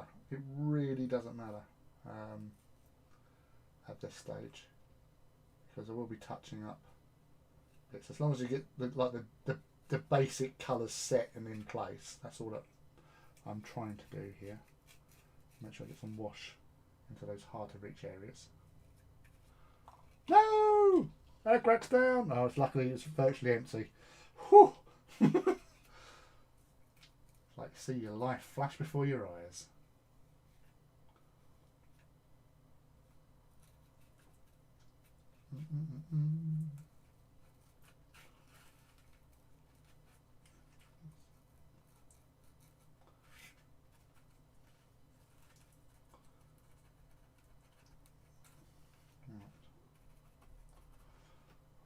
I think that will do. That will do, pick. That will do. Right.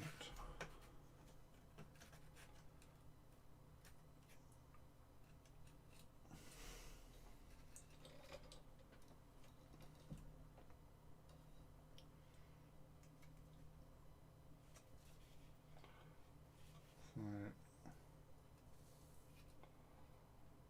that's what we're looking at thus far. So that's not glued on, but that's just basically through sheer grit. It's holding in position. So that's them. So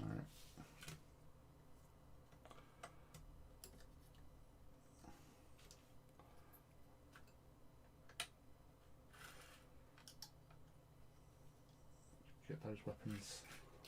Ah! Magnets scared me.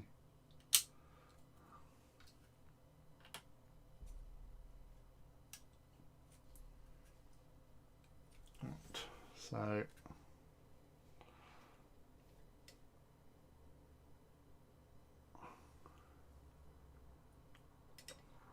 no.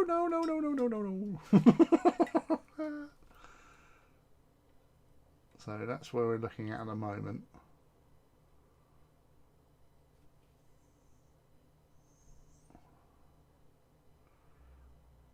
So we could just start. I'm just thinking. Right, I've got to get some white done. Right, sort this camera out. I'm just gonna get that back into position. He says before blowing himself up. Oh, yeah. Okay, yeah. American. Yes, I'm with you now. Terrain can be messy as you want. Rubble falls where it wants to. Yeah, exactly. Thank you for joining us, Andrew. We've got a demo game in the morrow. Well, enjoy that. Hope you have fun, and I hope the people that you're having a demo game with also have fun. Introducing two mates to the glory. There is nothing finer, obviously, especially when you get that first engine kill, to celebrate, to sing out loud and go, yes, engine kill. Get them to chant it, because that's what it's all about.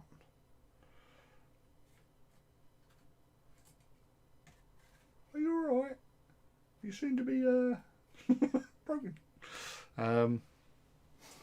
Sorry, couldn't help it. Right. Corax white. In front.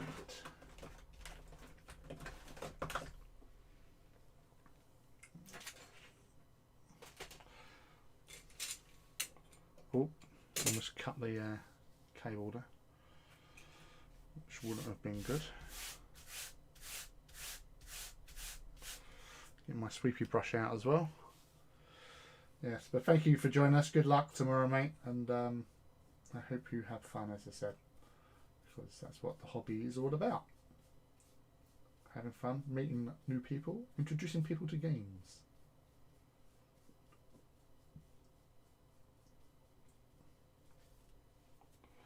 Right. Slurpee drink time. I kind of want a Titan from the dude who assembled 100 of his things. I've heard of him. Legends say he lives in a cave and pokes people with sticks.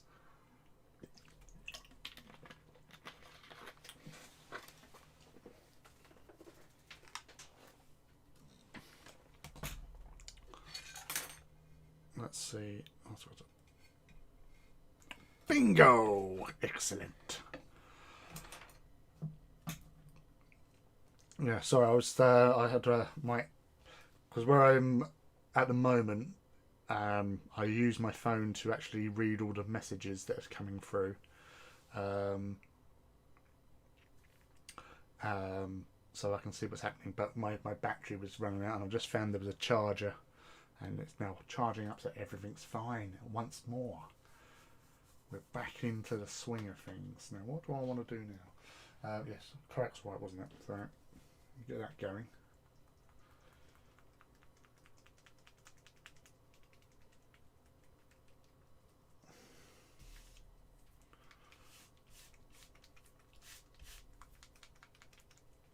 You might hear the professional shaking skill of this young man.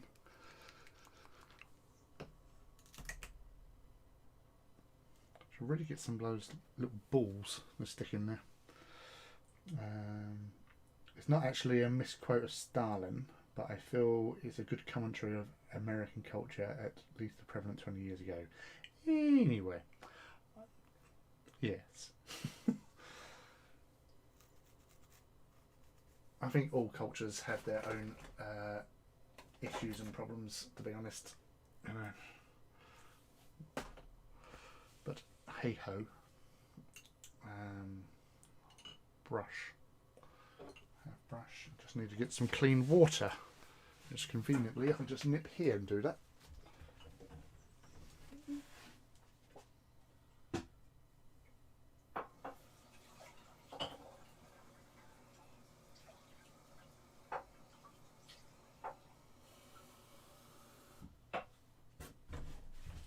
Now back in the room. So water has been obtained. Paint is to be applied. I need to get some water going somewhere, so that will do.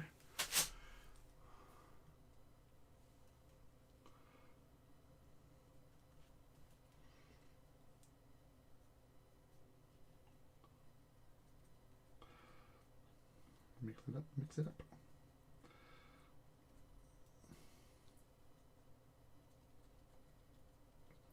Quite annoying, like with some of these newer paints, how they quickly,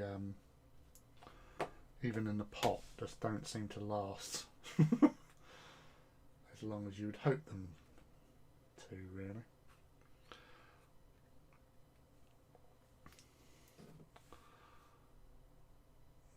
Yeah, so it's coming out alright, isn't it? So, you crane fly again. Damn you all.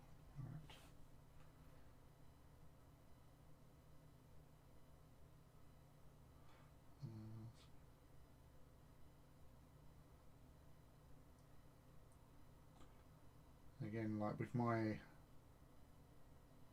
wonky brushes,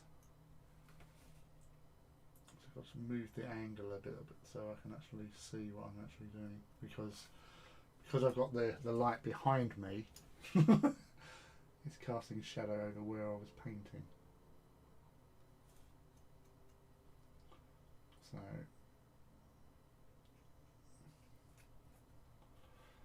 again, with this particular phase, I know, like, obviously, like Duncan would say, oh, 2 thin coats, but I don't. I'll give it 1, because, as I mentioned earlier, I will be going over this with Agrax anyway. So I'm just wanting to get the one base layer down,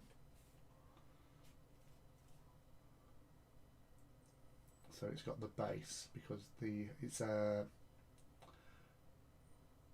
to be more of a sort of a watered down Agrax that I'm using,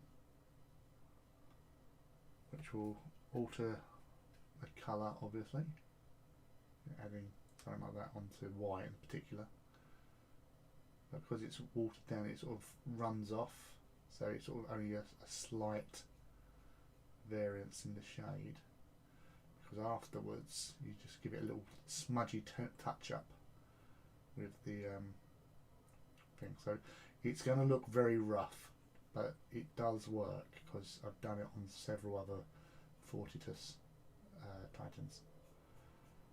But as I said, with the roughness of the actual brush strokes, it actually adds to the actual sort of weathering effect. So admittedly it helps describe the fact I am a bad painter, but I just found it just does the trick in this instance to how I envisioned it to look and how I want it to look.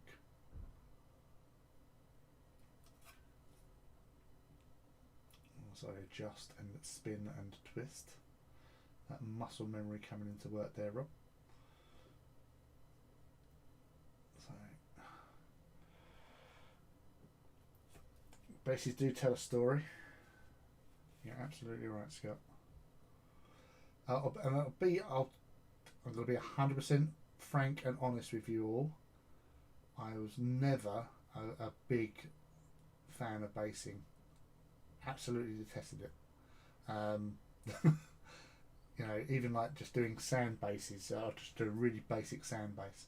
It's only really been with like the texture paints that they brought out a few years back that I started utilising them. But then I also use them, but then I would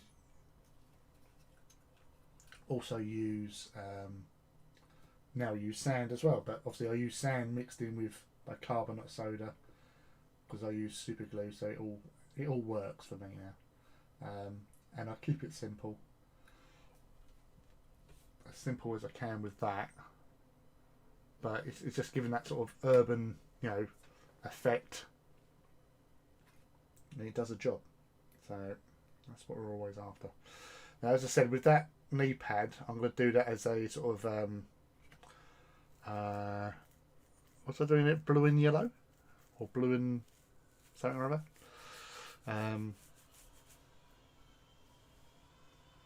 What the hell? Someone's either got an electric scooter outside, or they've got a remote control car and they're racing it in the car park out the back. So yeah, different. Get you off, get you out of the way, because we've got white to do on here as well.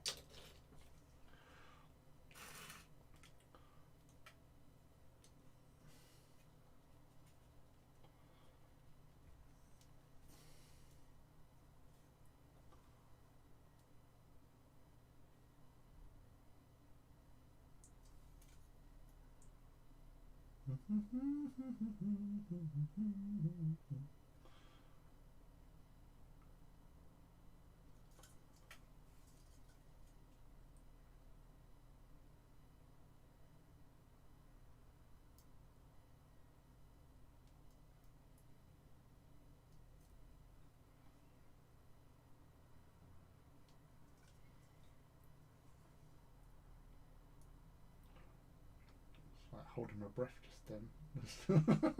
It's like, oh my god, it's so close. Yep.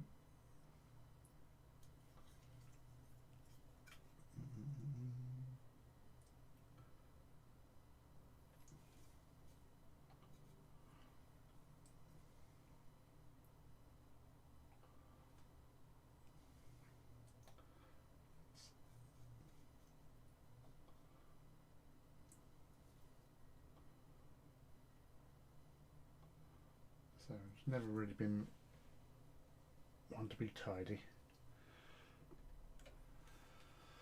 Hey, how's you all holding up? You alright? You still with us, Rob?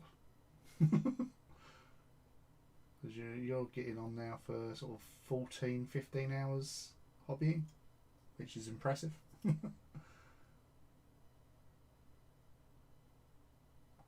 think I keep on nudging the camera, don't I?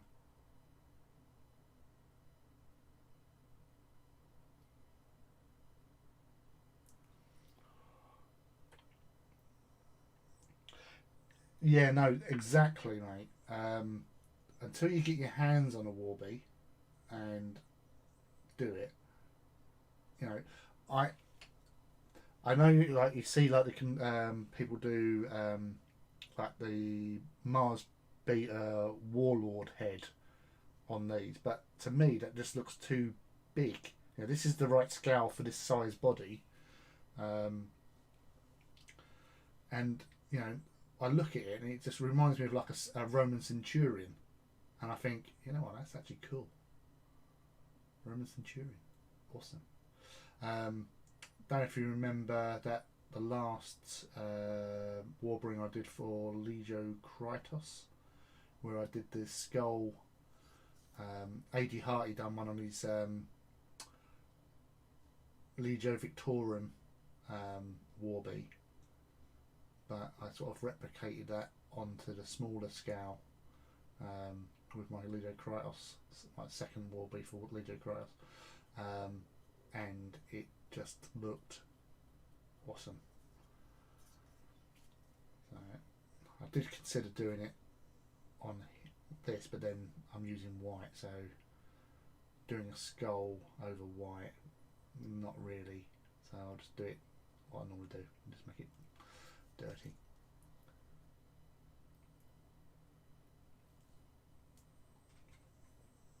I can hear more cats moving outside. I'm sure if I turned around I'll see some eyes just looking at me. What are you doing? Why are you in there? Why can't I be in there?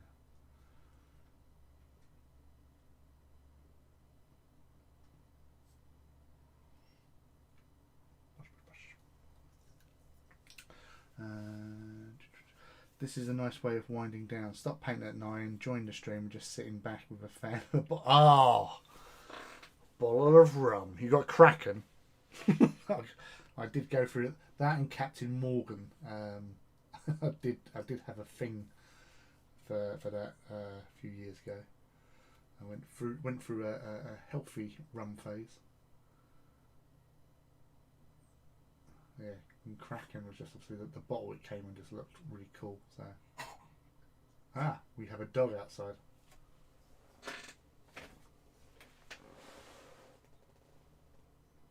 Somewhere, I can't see him. It's in stealth mode. Yeah, no, AD is such a great painter. He's done such a great that Warby as well. So having that skull design on that really added something, an extra dimension to it, and yeah, totally awesome. Yeah, sort of. When I saw it, I thought, you know, it's a really cool scheme as well, and it's a Legio that you don't see a lot of. Obviously, you don't see Victorum in AT, but he's done such a great job with these Titans.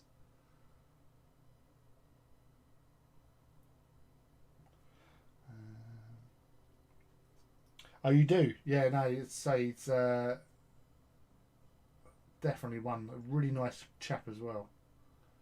You know, he's very humble and he just enjoys his hobby and produces awesomeness. Which we all produce awesomeness in our own ways, I guess. Because as I say, like sometimes the good thing about like hobby groups like AT18 and that is that sometimes somebody does something and you look at it and go, I've never even considered doing that, and next minute your next model you incorporate it and then you just go, you know what, that's actually really good little sort of thing, little trick, little tip that they've done, and it's made your hobby even better. So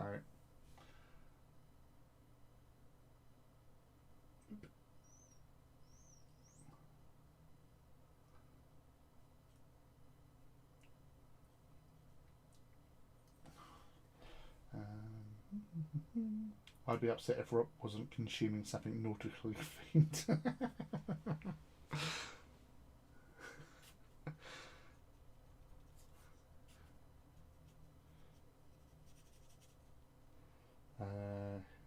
His on a blue background, mine not on red. We have to get Titans to walk together.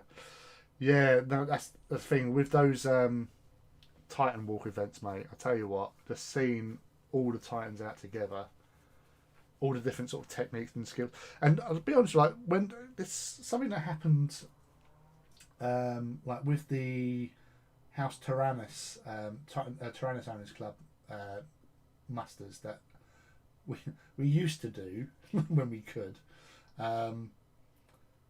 Seeing the same scheme repeated, but they all look uniform and yet they all look different. It's really strange to explain, like because you've got like the last one we did back in 2019, where we sort of set the record for the most nights in one place. And the most nights from one household, which was I think 305 in total. Now, apart from one guy, Adam, oh, damn it, he's on AT18. Yeah, Adam, who does the he done the Imperator with the Warlords with like landing platforms on. Damn it. He, because obviously he works at Games Workshop at Warhammer World anyway, so he sort of nipped over with his blue Tyrannus and put them out alongside the red, which was cool. But seeing all the different variances on the red scheme, like, you know, one person might have used corn red, most of us use Mephiston, but then like others use different highlighting, and like, you know, might put a bit of blood red in there as well. But you say seeing all those knights together was one thing, but they do look like all the same. But it's not until you actually look at them properly you realise that all the little subtle differences between each one. It was a beautiful sight. I don't think we'll ever beat that record again. I know like one of my friends who he's sold up his nights because he doesn't get he had quite a few. Like, I think he had more than me, and he done some amazing sort of conversions. Like, he done a night salvage night. So it, Adam Walsh, that's it. Thank you, Tom. He put like it's like a crane on the back of one of his knights. I think it was a Castellan knight, and he just done all his conversions. He had one of the what's the other Castellan knight? You had the one beginning with V with a harpoon, because he done something with a harpoon where he actually done it in such a way that the harpoon was launched and he had a chain attached to it, and it was like, you know, reeling it back in to the launcher, which I thought was a really nice touch. Yeah,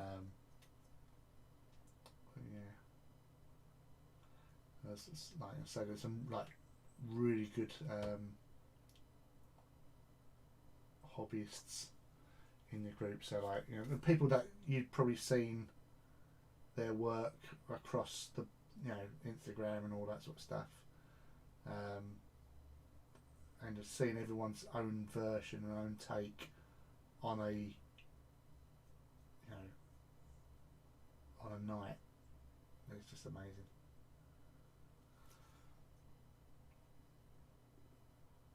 Looks Fantastic. Right. So that's those. Keep on deleting messages. You being rude? I hope you're not being rude, Tom. We don't have rudeness in this place.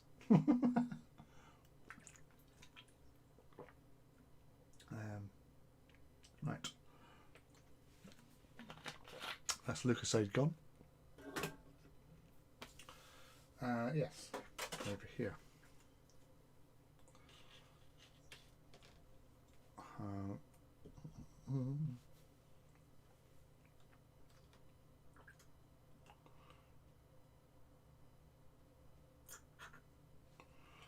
Where's the products right on? Hello, Cyprian. Welcome. Yeah, everything's progressing nicely, he says. Just getting the white blocked in on the last couple of plates now. Just got to mix up some more white. We're down to one camera today because the computer you normally use, which has the built-in camera, and we have the second, the one that you're looking through, the Logitech one. So we've only got the one camera. So we have the downward view at the present.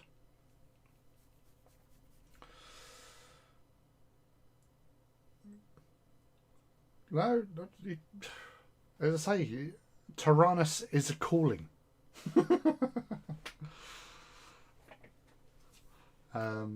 Yeah, so you're either in or you're not.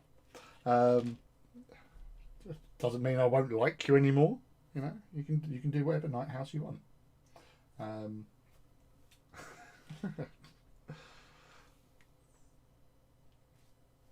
Let's. I'm just gonna try and see what I'm doing.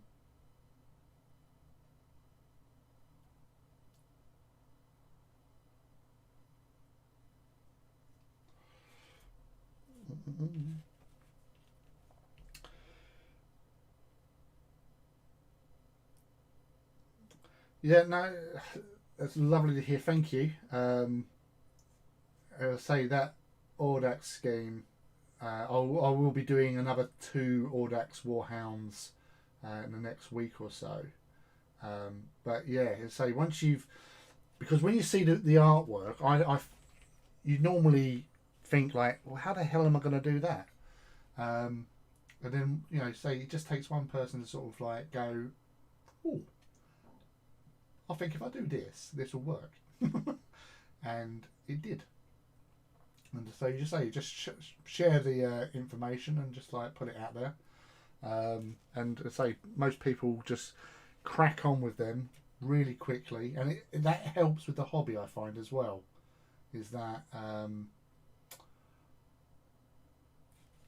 certain people like to do very intricate designs and stuff, but a lot of people I know like to sort of, they want to get something going, and when they can see results quickly, that sort of helps sort of get you more invested. And plus it doesn't look too bad either, so that's always good. I've done sort of like tried following other schemes that I've like might have seen online somewhere, and it just hasn't worked out for me. And it sort of it has a negative effect on my morale. So I assume that would be the same for most other people. So that's why when I've done sort of videos in the past, I just try and find the easy route, the route of less resistance, so to speak. Not a fan of blue or red. I have a few more nights to do. They will be Procon for my Solaria. Are these for big ones as well, Rob? Like big and small? You're doing Procon? Because that would be, seeing it in big scale as well, that'd be amazing. But yeah, I'll be honest with you, Rob, as well. I was never one for painting red. I would avoid red armies full stop, really. It was never really comfortable, because I say you normally have your favourite colours that you like to do, and you normally hang around in that sort of area. But yeah, red wasn't one of my favourites. And then as me and my friend Scott were preparing for the release of the Imperial Knights, you know, we knew that House Tyrannus was in Mechanicum. We knew that they were like blue and silver. So we was all thinking about, okay, what blue we're going to use. And one of my friends who works for Games Workshop messaged me, because he, you know, I'd sort of spoken to him and all that. He goes, because he'd seen obviously the Codex, and he just said like, oh yeah, by the way, hold back on buying blue paint for your Tyrannus.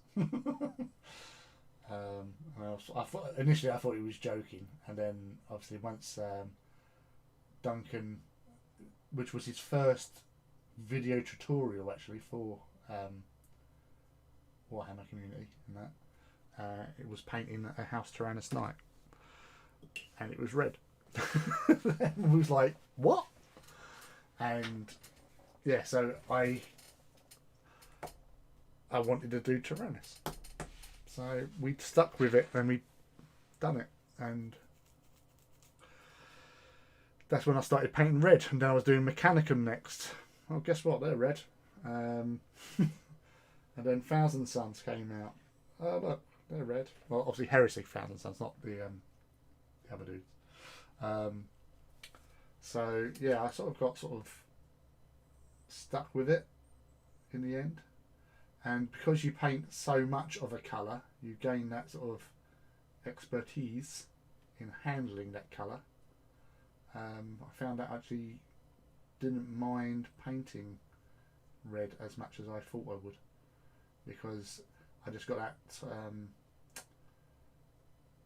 the feel for it, if you know what I mean. And it was like, you know, most of my, in my opinion, some of my better models are red, which is just strange, but that's the way it goes. It does bug me how few Titanicus tutorials there are out there. The storeroom, yeah, because they had the Forge World Master Painter book, which had how to paint like on a big scale, a storeroom. I did actually experiment. I did think at one stage of doing a storeroom, but I just couldn't get a scheme that I actually liked. And that does make a big difference to how your interpretations of a Titan Legio. You've got to like what you paint at the end of the day, haven't you, really? All 28mm ones, fantastic, Rob. I cannot wait to see them. I really do like Procon Vi as a house,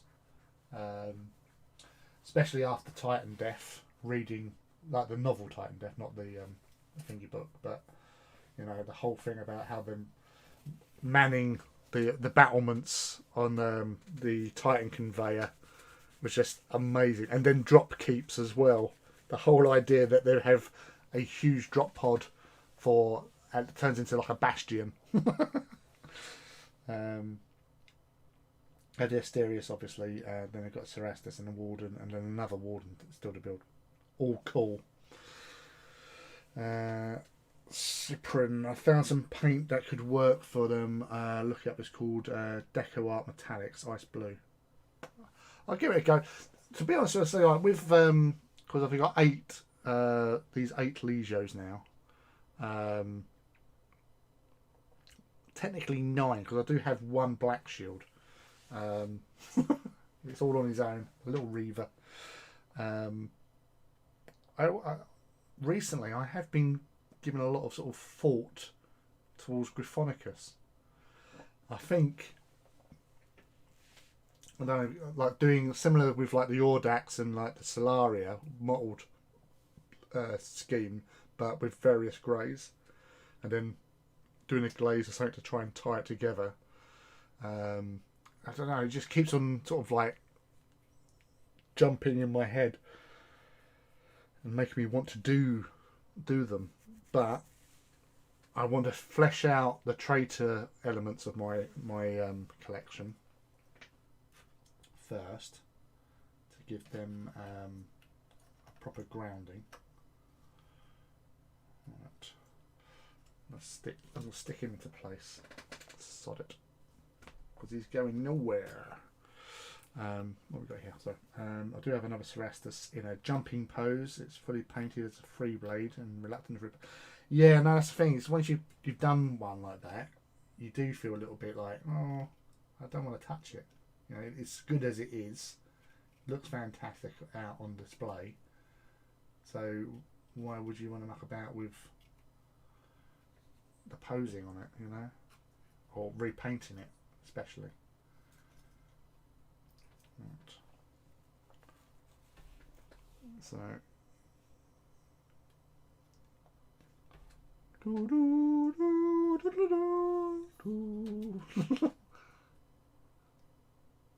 so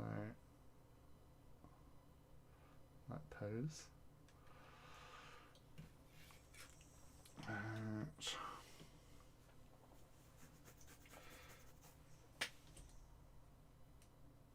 Making sure on those plates I touched them. Right, yeah, sod it, going. Right, we're gluing plates now. Sod it. Is there a way to show off and share what people have done in here? I would love to see other people's work. I say normally most of the people here have obviously Instagram and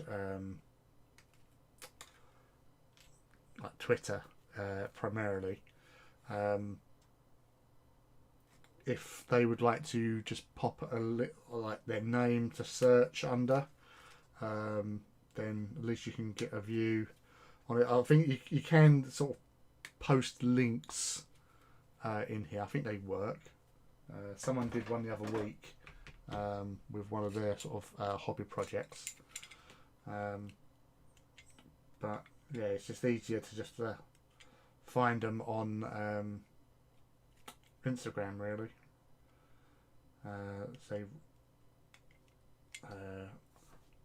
Yeah, Rob, what's your I can't think, my brain's gone. Funny enough, when I'm looking for it, I recognise your work before I recognise your name. Or your tag, anyway. So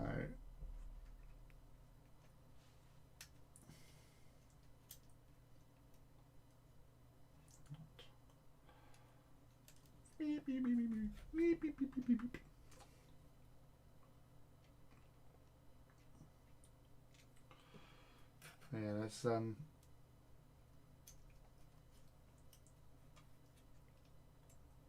definitely some awesome talent out there for painting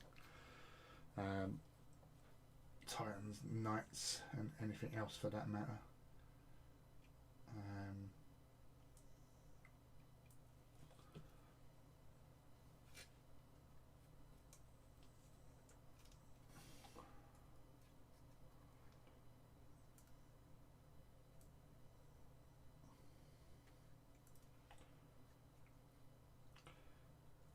Yeah, so if anyone wants a extra follow, as Cyprian is after your assistance, they want to follow you.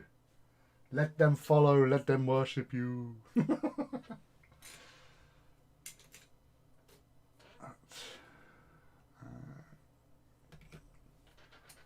Get the we go for here. Go for that tummy armour.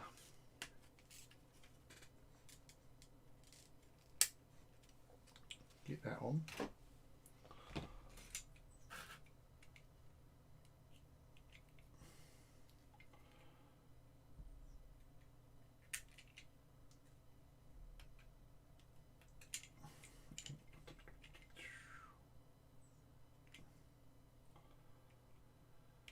So what are you working on at the moment, Cyprian?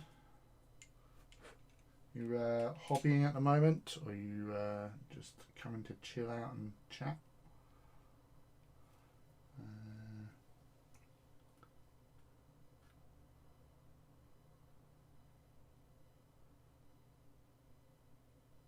Metallica Ignite on the storeroom orders, Kulisato. Which should I do first? I'm only free from uni, so I can work and get on with hobby stuff. Oh, see, that's a lot of awesome Legios there. Obviously, you're already working on the Audax, so I'd always try and get obviously one traitor, one loyalist, obviously. So obviously getting your Audax into a position where you've got a good choice of option. So obviously one full like 5 hound mana pool at least, and then either go for a second 5 mana pool, or supplement it with knights.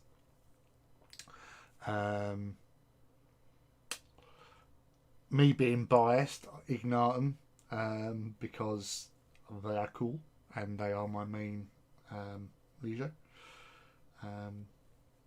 Astorum apparently have got really good rules, but as we were saying earlier on in the chat, that sometimes rules don't really make much, because they are generally fairly balanced in most places, in most cases. But seeing if you pay pay tribute to our Legio Overlord Lee, but a Storeroom will let you field your War Master. So there you go. You've got your answer already. So it's a Storeroom and Audax that you'll be doing to get them out and going, because then you've got, well, they both begin with A, which is cool, and you've both got your army sorted out for both traitors and loyalists, as well as a War Master. So yeah, there you go. Go for both the A's, and then go from there. Really, that's other main pad. Sorry if you can hear that. That's Twitter saying hello. Somebody's liked a post.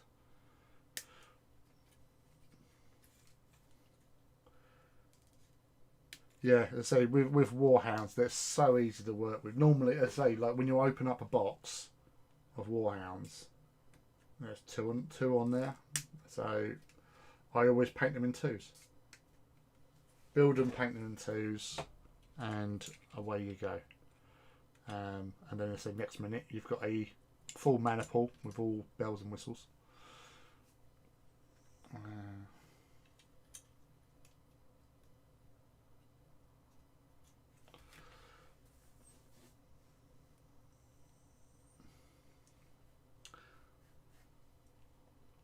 Yeah, let's say like in here, you're more than welcome to sort of pop up and sort of say hello. And obviously, if you want to share when you've got a thing, then just go your sort of Instagram or Twitter or whatever. Yeah, we all follow each other here. I believe I follow everyone. I hope I do. If I don't follow you yet and you've been watching, then let me know and I'll rectify it. I'm sure I do though. I'm now really paranoid that I don't, but I do. I'm sure I do. Yeah.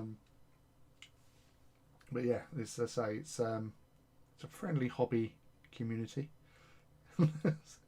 This is a little community we have. We got our regular sort of Saturday hangout, hanging out and hobbying. And I know obviously it's a bit sort of one-sided because obviously you can see me and I can't see what you're doing. Apart from Rob, who's drinking rum and just chilling, which is such a cool move on his part.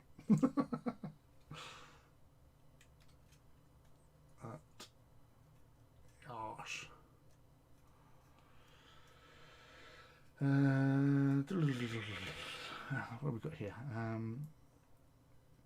If I do another Forge World, it would be Defensor. Their colour scheme is bloody awesome. Yeah, no, it's such a great little scheme. You know, just simple, but that green stripe just really just knocks it out of the park. You know, mostly white with the black accents, and then that green stripe. I'm not sure if there's a symbolism behind the green stripe though. I really need to sort of look that up again and just sort of delve in and find out if it actually means something. Because when I was talking to Matt Wingrove, because he's got Defensor for his Loyalist AT Legio, and he was mentioning something about that the positioning of the stripe, whether or not it actually indicates something like maniple, or you know, if it's a certain position because of the class of Titan.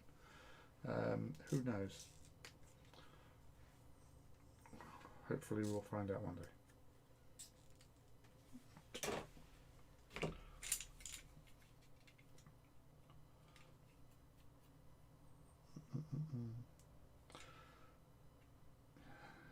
You still doing the trim? How many Titans are you doing the trim to today, Tom? Because you said you was doing trim about 2 hours ago. And if that's just one Titan, that's one big Titan.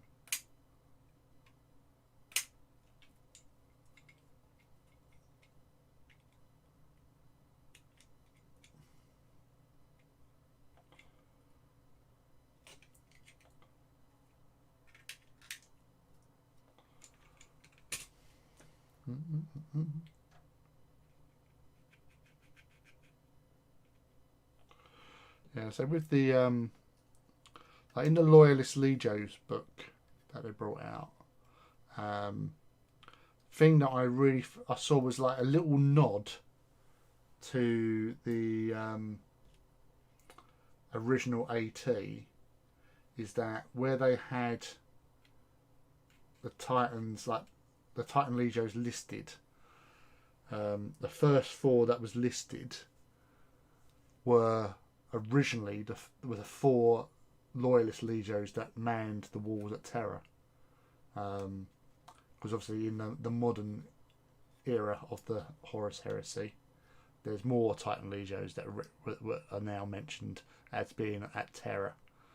But originally it was Ignatum, Gryphonicus, Astorum and Defensor were the 4 Loyalists Legios that were defending the walls of Terra.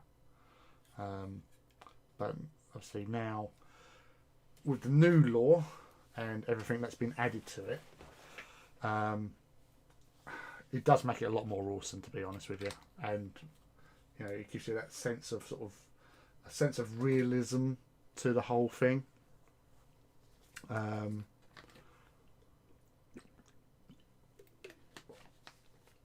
Which is nice, you know. It's not, because obviously there's lots more Legios out there, so they keep on saying.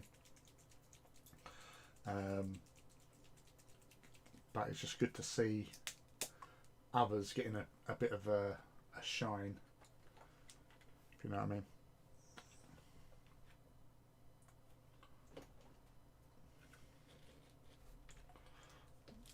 Just playing about with washers.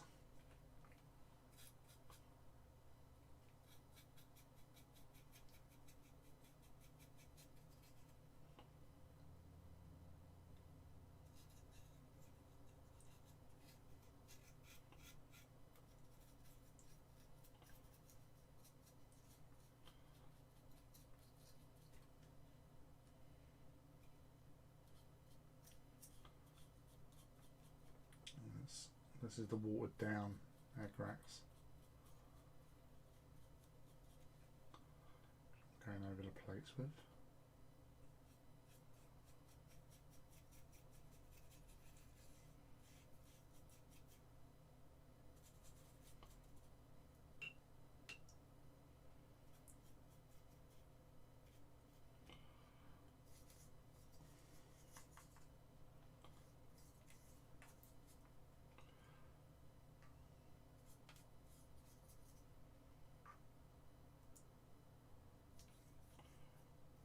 So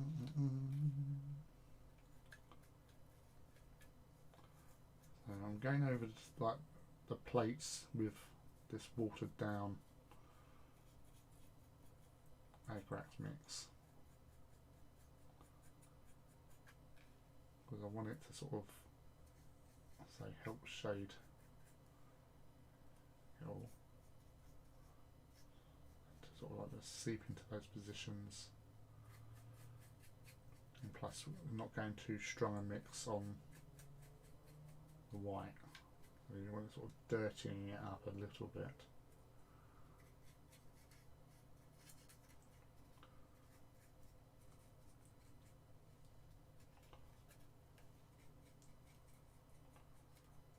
Around like that.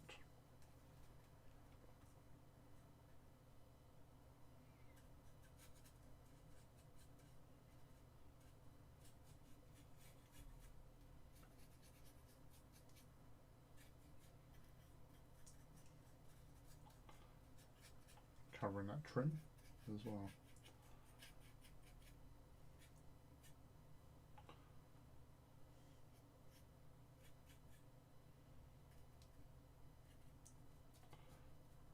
Keeping an eye on how it pulls. You don't want it to get too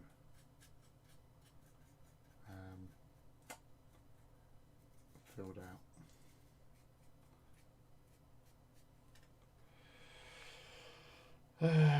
The Fencer's law is that they're like super into the Emperor being a god and all. Yeah. I'm very slowly now. 4 layers. Wow. So I'm such a lazy sod. With that respect. Oh, no, there you go. Yeah. Bit of wash, bit of dry brush, all that jazz.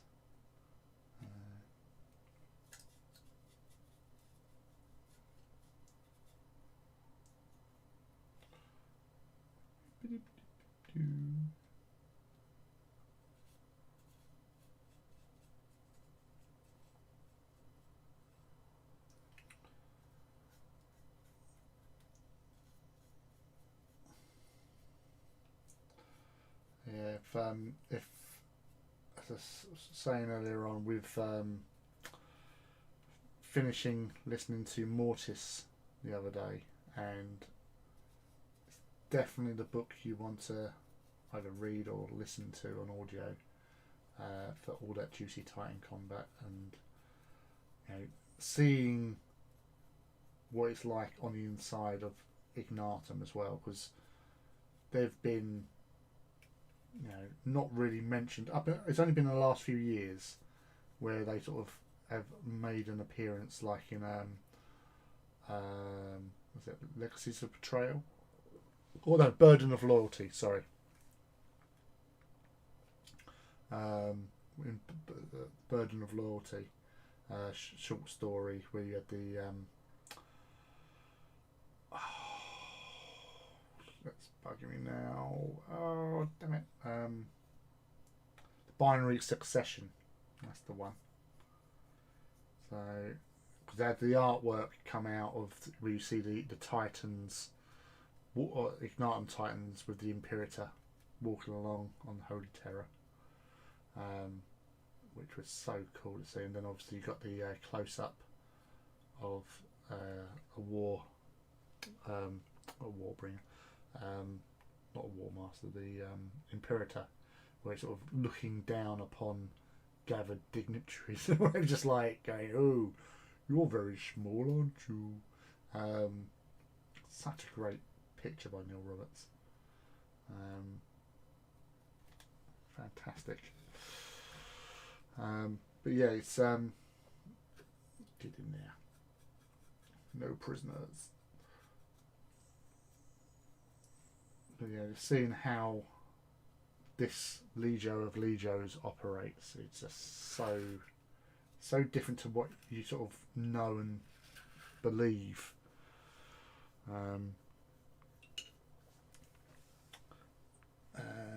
Side Titan.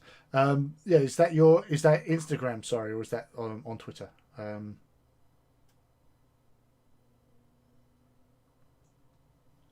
I'll search. I'll say when I come off here, I'll search through and try and find it. Love Mortis. The way it went from a scale of 2.5 men and a baby to mass Titan battles to Horus and the Emperor and the Warp was brilliant. Yeah, it covered so much. There were so many other little stories going on as well, wasn't there?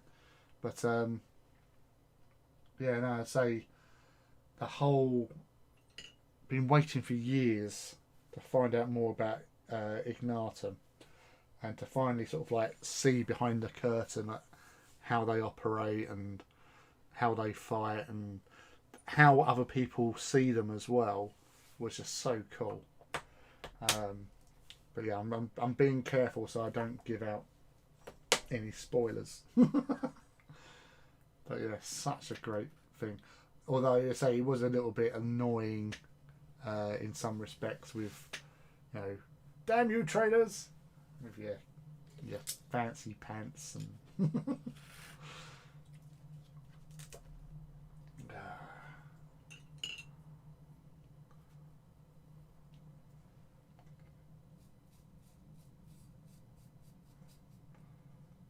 There were some really good characters in that as well. And it covers. It's not just Titan warfare. There's other things going on as well, which is like it's almost like it's got 3 books within it, in a lot of respects. So the Emperor interactions and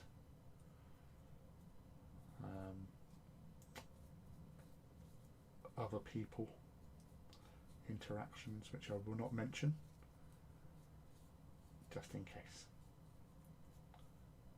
So personally, I don't mind spoilers. I like to know stuff. I'll still read or whatever, but not everyone's like that. So I respect your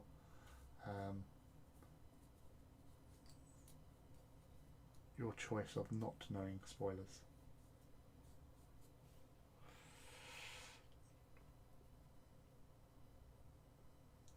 Yeah, that's the thing. Like, I think we were quite similar in that respect, Rob. It's like doing clean is not. It's not me. So I would actually have problems with that. But then some people can just do that clean, crisp look without batting an eyelid. So we're all different. I was trying to explain it to somebody once where it's like with hobbyists sort of thing. A lot of the time we're self-taught for the most part. Obviously, yeah, you can go out and do all these like hobby tutorials or get taught by somebody in a games workshop, or you know, sometimes you're just lucky that you know somebody who's already in the hobby who can paint. But you know, it's not always like that.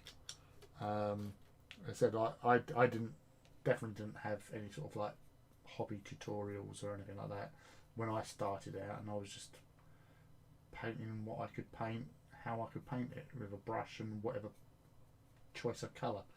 But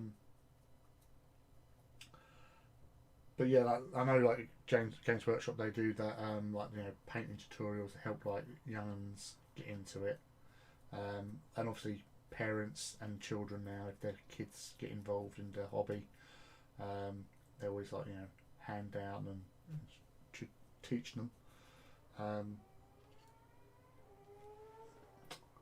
Someone's on their motorbike, bless them. But yeah, it depends on who teaches you at the end of the day, and I just find I'm happier in that sort of dirtier realm, or just, you know, bit of weathering, bit of wash, bit of dry brush even. I do like a dry brush.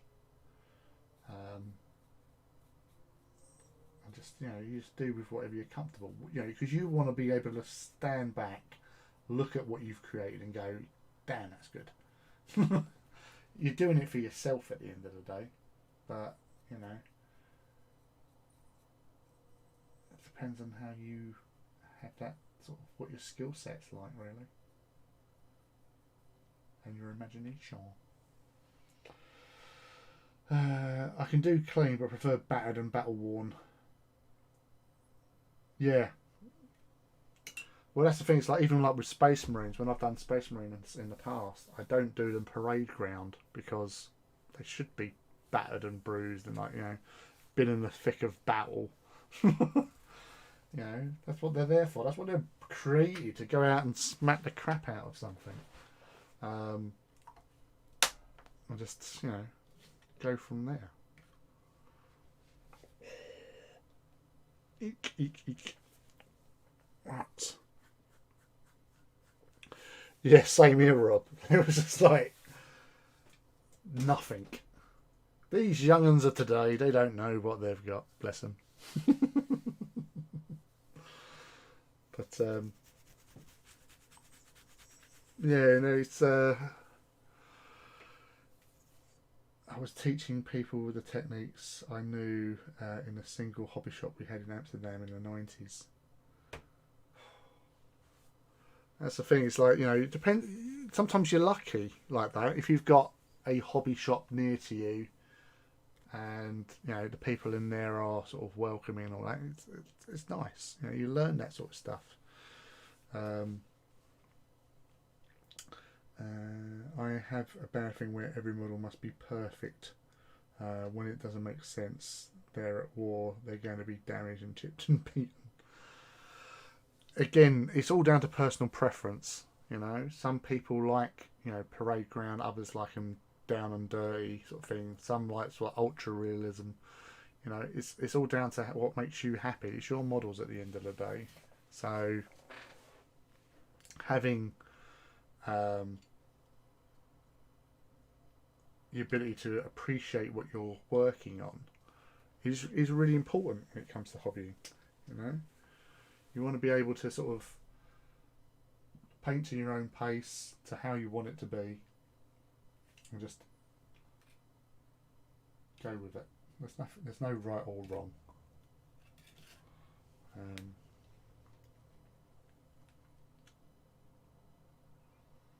Get down.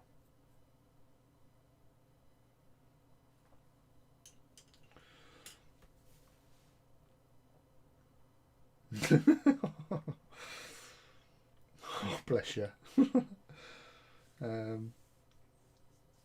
I got my hands on a Warhammer Fantasy rulebook. I was trying to replicate every heavy metal. Yeah, that's the thing. Like I had a friend asked me to paint some like Skitarii for them. I said, yeah, no worries, because I've been painting Skitarii, but I paint them to how I paint them, and they'd included like a couple of models that they'd painted, and I sort of thought, well, that's odd. I just asked, like, is that you want them to be painted to look like? And they went, yeah. And I couldn't replicate it because it's not my paint style. So the only way I can, like a great artist can probably, paint like another artist for the most part, but there would still be, you would still see that certain styling. Like if you were comparing like Van Gogh to Michelangelo, you would still see how they use the brush or this, that, and the other. There is a noticeable difference, sort of thing. So it's really hard in that respect to replicate somebody else's scheme. That would be like perfect in most people's eyes. So you can just do the best you can and just paint it how you want to paint it, because you don't want to be getting stressed out over painting, because it's a hobby. It's meant to be sort of relaxing, apparently. But I know I've got friends who are like you, Cyprian, where it has to be sort of bang on and 100% sort of thing. And say they do it and they just keep doing it. Because as I said, you've got to be happy with your work. So annoyingly, if it's going to take you 3 hours to paint one of those like 4-point models, it takes 3 hours to paint. As long as you're happy with the end result, and that's it, So you'll get more out of your hobby experience at least. Whereas like, me building painting titans and like, bang, bang, bang, done is, it's all well and good. But that's how I work, I can't, I find it hard to paint slow. So that goes against me in a lot of cases.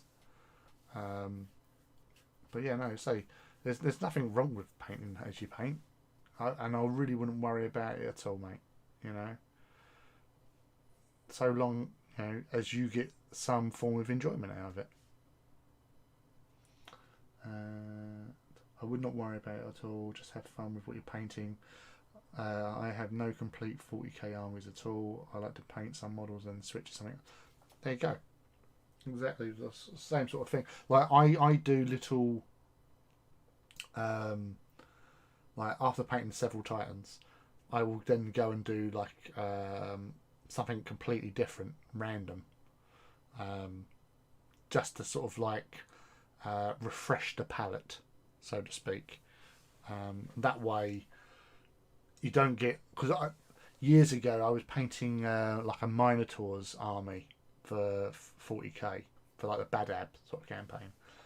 There was so much bronze, and it just got, I was just crashing through painting these models, and you sort of go colourblind. You just don't see the bronze anymore.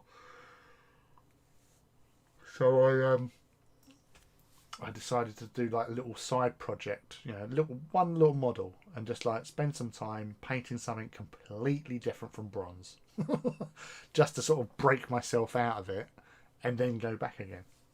So yeah, we all find our own little ways to sort of ease ourselves through the hobby as best we can. But as I say, Rob's an awesome painter. Everyone's on his awesome painters. So I'm sure you're an awesome painter as well, because you have dedication. You have your sight aimed and your standard, and you go for it. And yeah, So I'll say once I find you on Side Titan, on Thingy, then I shall follow you, and hopefully I'll be welcomed to your wonderful work. So yeah, say it's all chilled.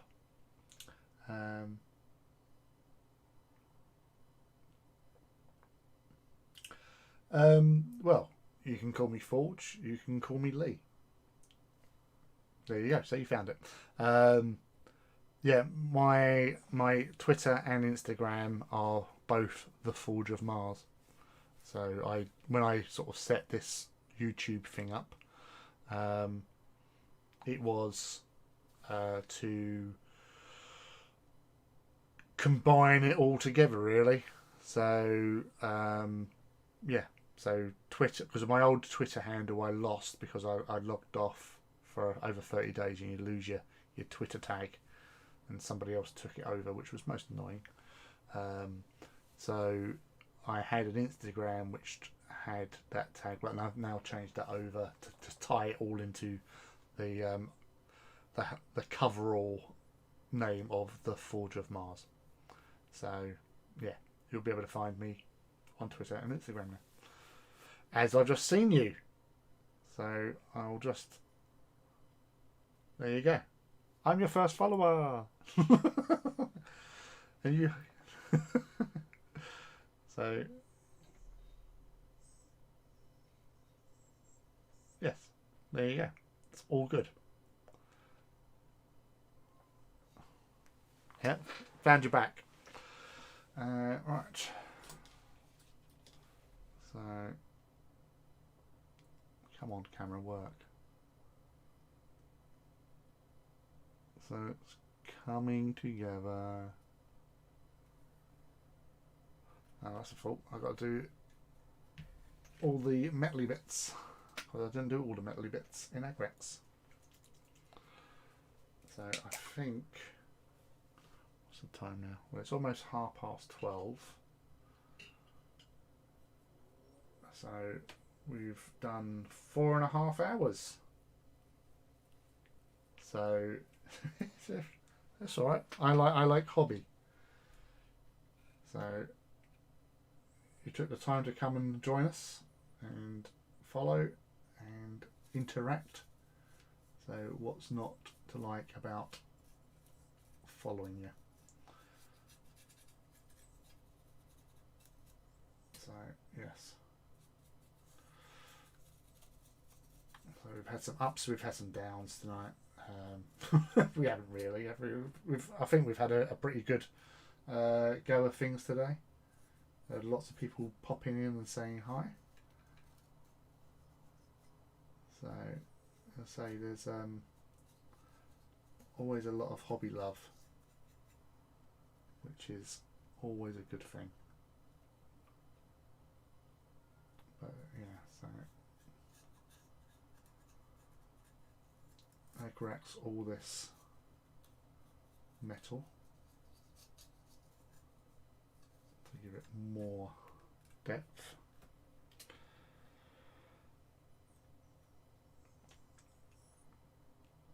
Well, if you're looking at sort of titans of those Forge Worlds that you mentioned, obviously Metallica, you have Metallica. Riser, so that would be Legio Crucius. And for Photon, which is it's actually Phaeton, is that one, but that's Legio Ozydax, the cockatrices, or cockatrice, or however you want to pronounce it. But yeah, no, they're one of my other Legios that I've done in the past. My 5th Legio. But they were a really fun sort of little project to do, really. I really enjoyed them. I used the Mechanicus Scepter scenery for their sort of bases to give them a bit of, because obviously they're in defence at Riser, so obviously they were fighting. They were fighting on a Forge World, so I thought I'd try my best to give it a Forge Worldy look. So.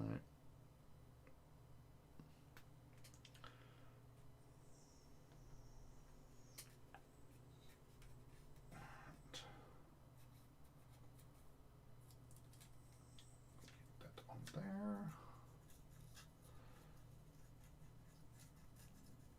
So he's again really just down and dirty.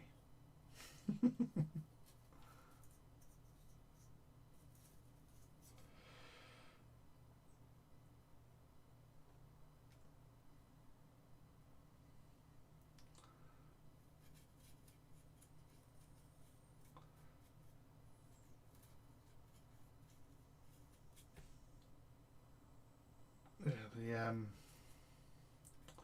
because I think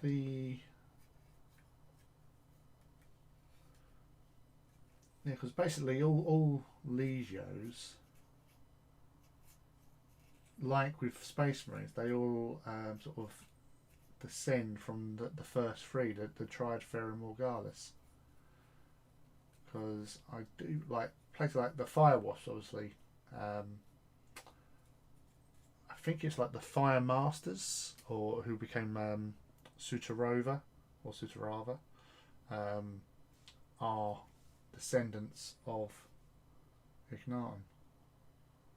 I think also same as Legio Magma, but I can't remember where I read it. It might have been on a wiki, it might have actually been in the book, but it was surprising when I sort of learnt that. So yeah, so it's like, you know, certain Legios would split down to create a new Legio. to go and find a new sort of Forge world to be based on. So like all those lost Forge worlds after like the fall of the Dark Age of technology, they evolved their own personalities, but they might have had a similar origin.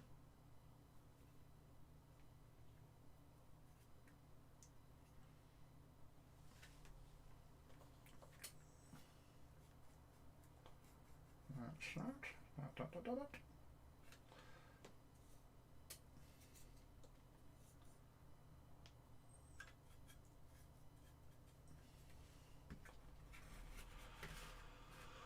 Right, I think that's about going to be it for tonight, really, because I've got work in the morning, and this needs to dry anyway. so yes, so I think that's going to be it for tonight, my friends, my fellow princeps and magos amongst you all. So that's it. Hold on a sec. Let's get back into some sort of position. So yeah, so thank you all for joining us. I apologise because it's a bit cold now and I'm in my Jack Burton outfit. Outfit is a vest. So we got there for the most part with Mr. Warbringer. So as I said, there's obviously still bits to do, tidying up and other washes and glazes, but that's not bad for a night's work and progress. Thank you very much, Rob. Yeah, as I say, I like to try and keep things easy, simple, and direct. Obviously, I'll continue working on this over the next day or so. And probably post it up on Tuesday, because that's what I tend to be doing recently. Is whatever I do on a Saturday, I'll make sure it's ready for posting on Tuesday, because it's hashtag Titanicus Tuesdays, or Titanicus Tuesday. Sorry. So I make sure that that's all ready and for people to look at and stuff, and then they can join the rest of their little brethren in the box. So that's number 96. Pretty pleased with how he's looking so far. And obviously I'll get some pictures taken once I get a little bit more done to it. But I think 4.5 hours. I think we've done well tonight, people. So thank you again for joining me. It's lovely to have you here, and the chat's been awesome today as well. And welcome to all the new people. No worries. Thank you, Tom. Thank you, Felix. Always lovely to see you guys. Hopefully I'll see a few more of you. Being quiet because I'm actually painting. Yeah, I know. But you're doing a lot there, and you're doing trim. So yeah, you've got to focus, because trim. Hey, JS Idaho, hello again. That's really poor timing, because I'm about to go. Unless you was lurking. If you was lurking, welcome. But yeah, no. So we've had good progress today. If you have just joined us, so that's the dude we've been working on today. Trying to get a better view. So the Warbringer. Actually, let's take this off and see if we can get close up. That's better.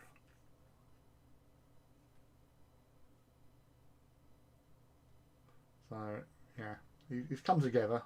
He's appropriately dirty, just the way I like it. But it's still a bit wet, as you can see there, with the sheen from the agrax I just added to it. But yeah, it's really pleased how quick it's come together. and as I say, we've had loads of interesting chat going on in the chat today, which is this is all part of the fun of doing this sort of hobby hangout with you guys, because obviously things happen in a week, people start projects, and we get to talk about them. You know, because it's all well and good, sort of just painting on your own sort of thing. When you're sort of sharing it in this sort of situation and meeting up with you guys and having chats and stuff, it really does make the sort of the hobby all the more fun. And I enjoy myself immensely, and that's why I've been doing these now for well, it's over a month. I don't know what number we're up to at the moment. I haven't counted. It's not personal, JS. It isn't personal, but yeah, no. It's what time zone are you in, JS? Are you America? Are you Europe? Or where are you? I'm always interested. So obviously, yeah, because it's always a regular sort of obviously over here is 8 p.m. start, unless like today there was a few technical glitches to get going with, because I couldn't get the camera to work, which was always embarrassing, because I thought I was all set out and ready for stream, and then as it comes up, you know, I've set up everything, go to press go live, and it won't. It is fun, and we learn something to boot. Yeah, I said, like, you know, with interactions with you guys as well. It's like, you know, Rob was saying about, you know, doing glaze, you know, mixing in with contrast and the contrast medium to sort of help get good coverage on your models and stuff like that. So this is a little sort of hobby chat area. Obviously we talk about all sorts of things in here, although it is mostly hobby. I was surprised Crimson was here earlier on, and he always likes to shout out June. Ah, right, yeah, so you're right in the middle. Right in the middle, Salt Lake City. Yeah, so you would probably be, because East Coast is 5 hours behind. So are you about how far behind EST are you? 2 hours? Because I think, well, no, you're probably maybe about 1 or a bit. Because I think like West Coast is about 8 hours behind England. Yes, buddy, it's true. Love the laid back forum here. Lee's laugh is a surefire way to brighten an evening. Oh, thank you. Thank you. I'm embarrassed now. But yeah, you say that's what hobby is about. Just being chill, having a chat. Oh, right, yeah. So you're 6 hours behind. Okay, yeah. So yeah, it's 5:30 a.m. where you are. Where are you, Felix? I'm probably getting confused. I think I'm getting confused with Eru's. Because they changed their name. But yeah, sorry. It's currently 5:37. So okay, you two in the same sort of time zone, ish, thereabouts, kind of. PM. Yeah, are you AM? We gotta find out where are you, Felix? Where are you? Oh, you are. Oh, yeah. So you're stateside as well. Okay. Well, I say it's great having you guys join us, and you know, it's all fun. It's all good to chill, to hang out. Oh no, it's a big mic. It's like one of those bloopers. Hello. Sorry. But yeah, you say that's what we're here for, just to chat and paint and, you know, see what's happening in the world of hobby, and just, you know, being relaxed. There's no sort of, sorry, I'm catching myself now. It's just really freaking me out.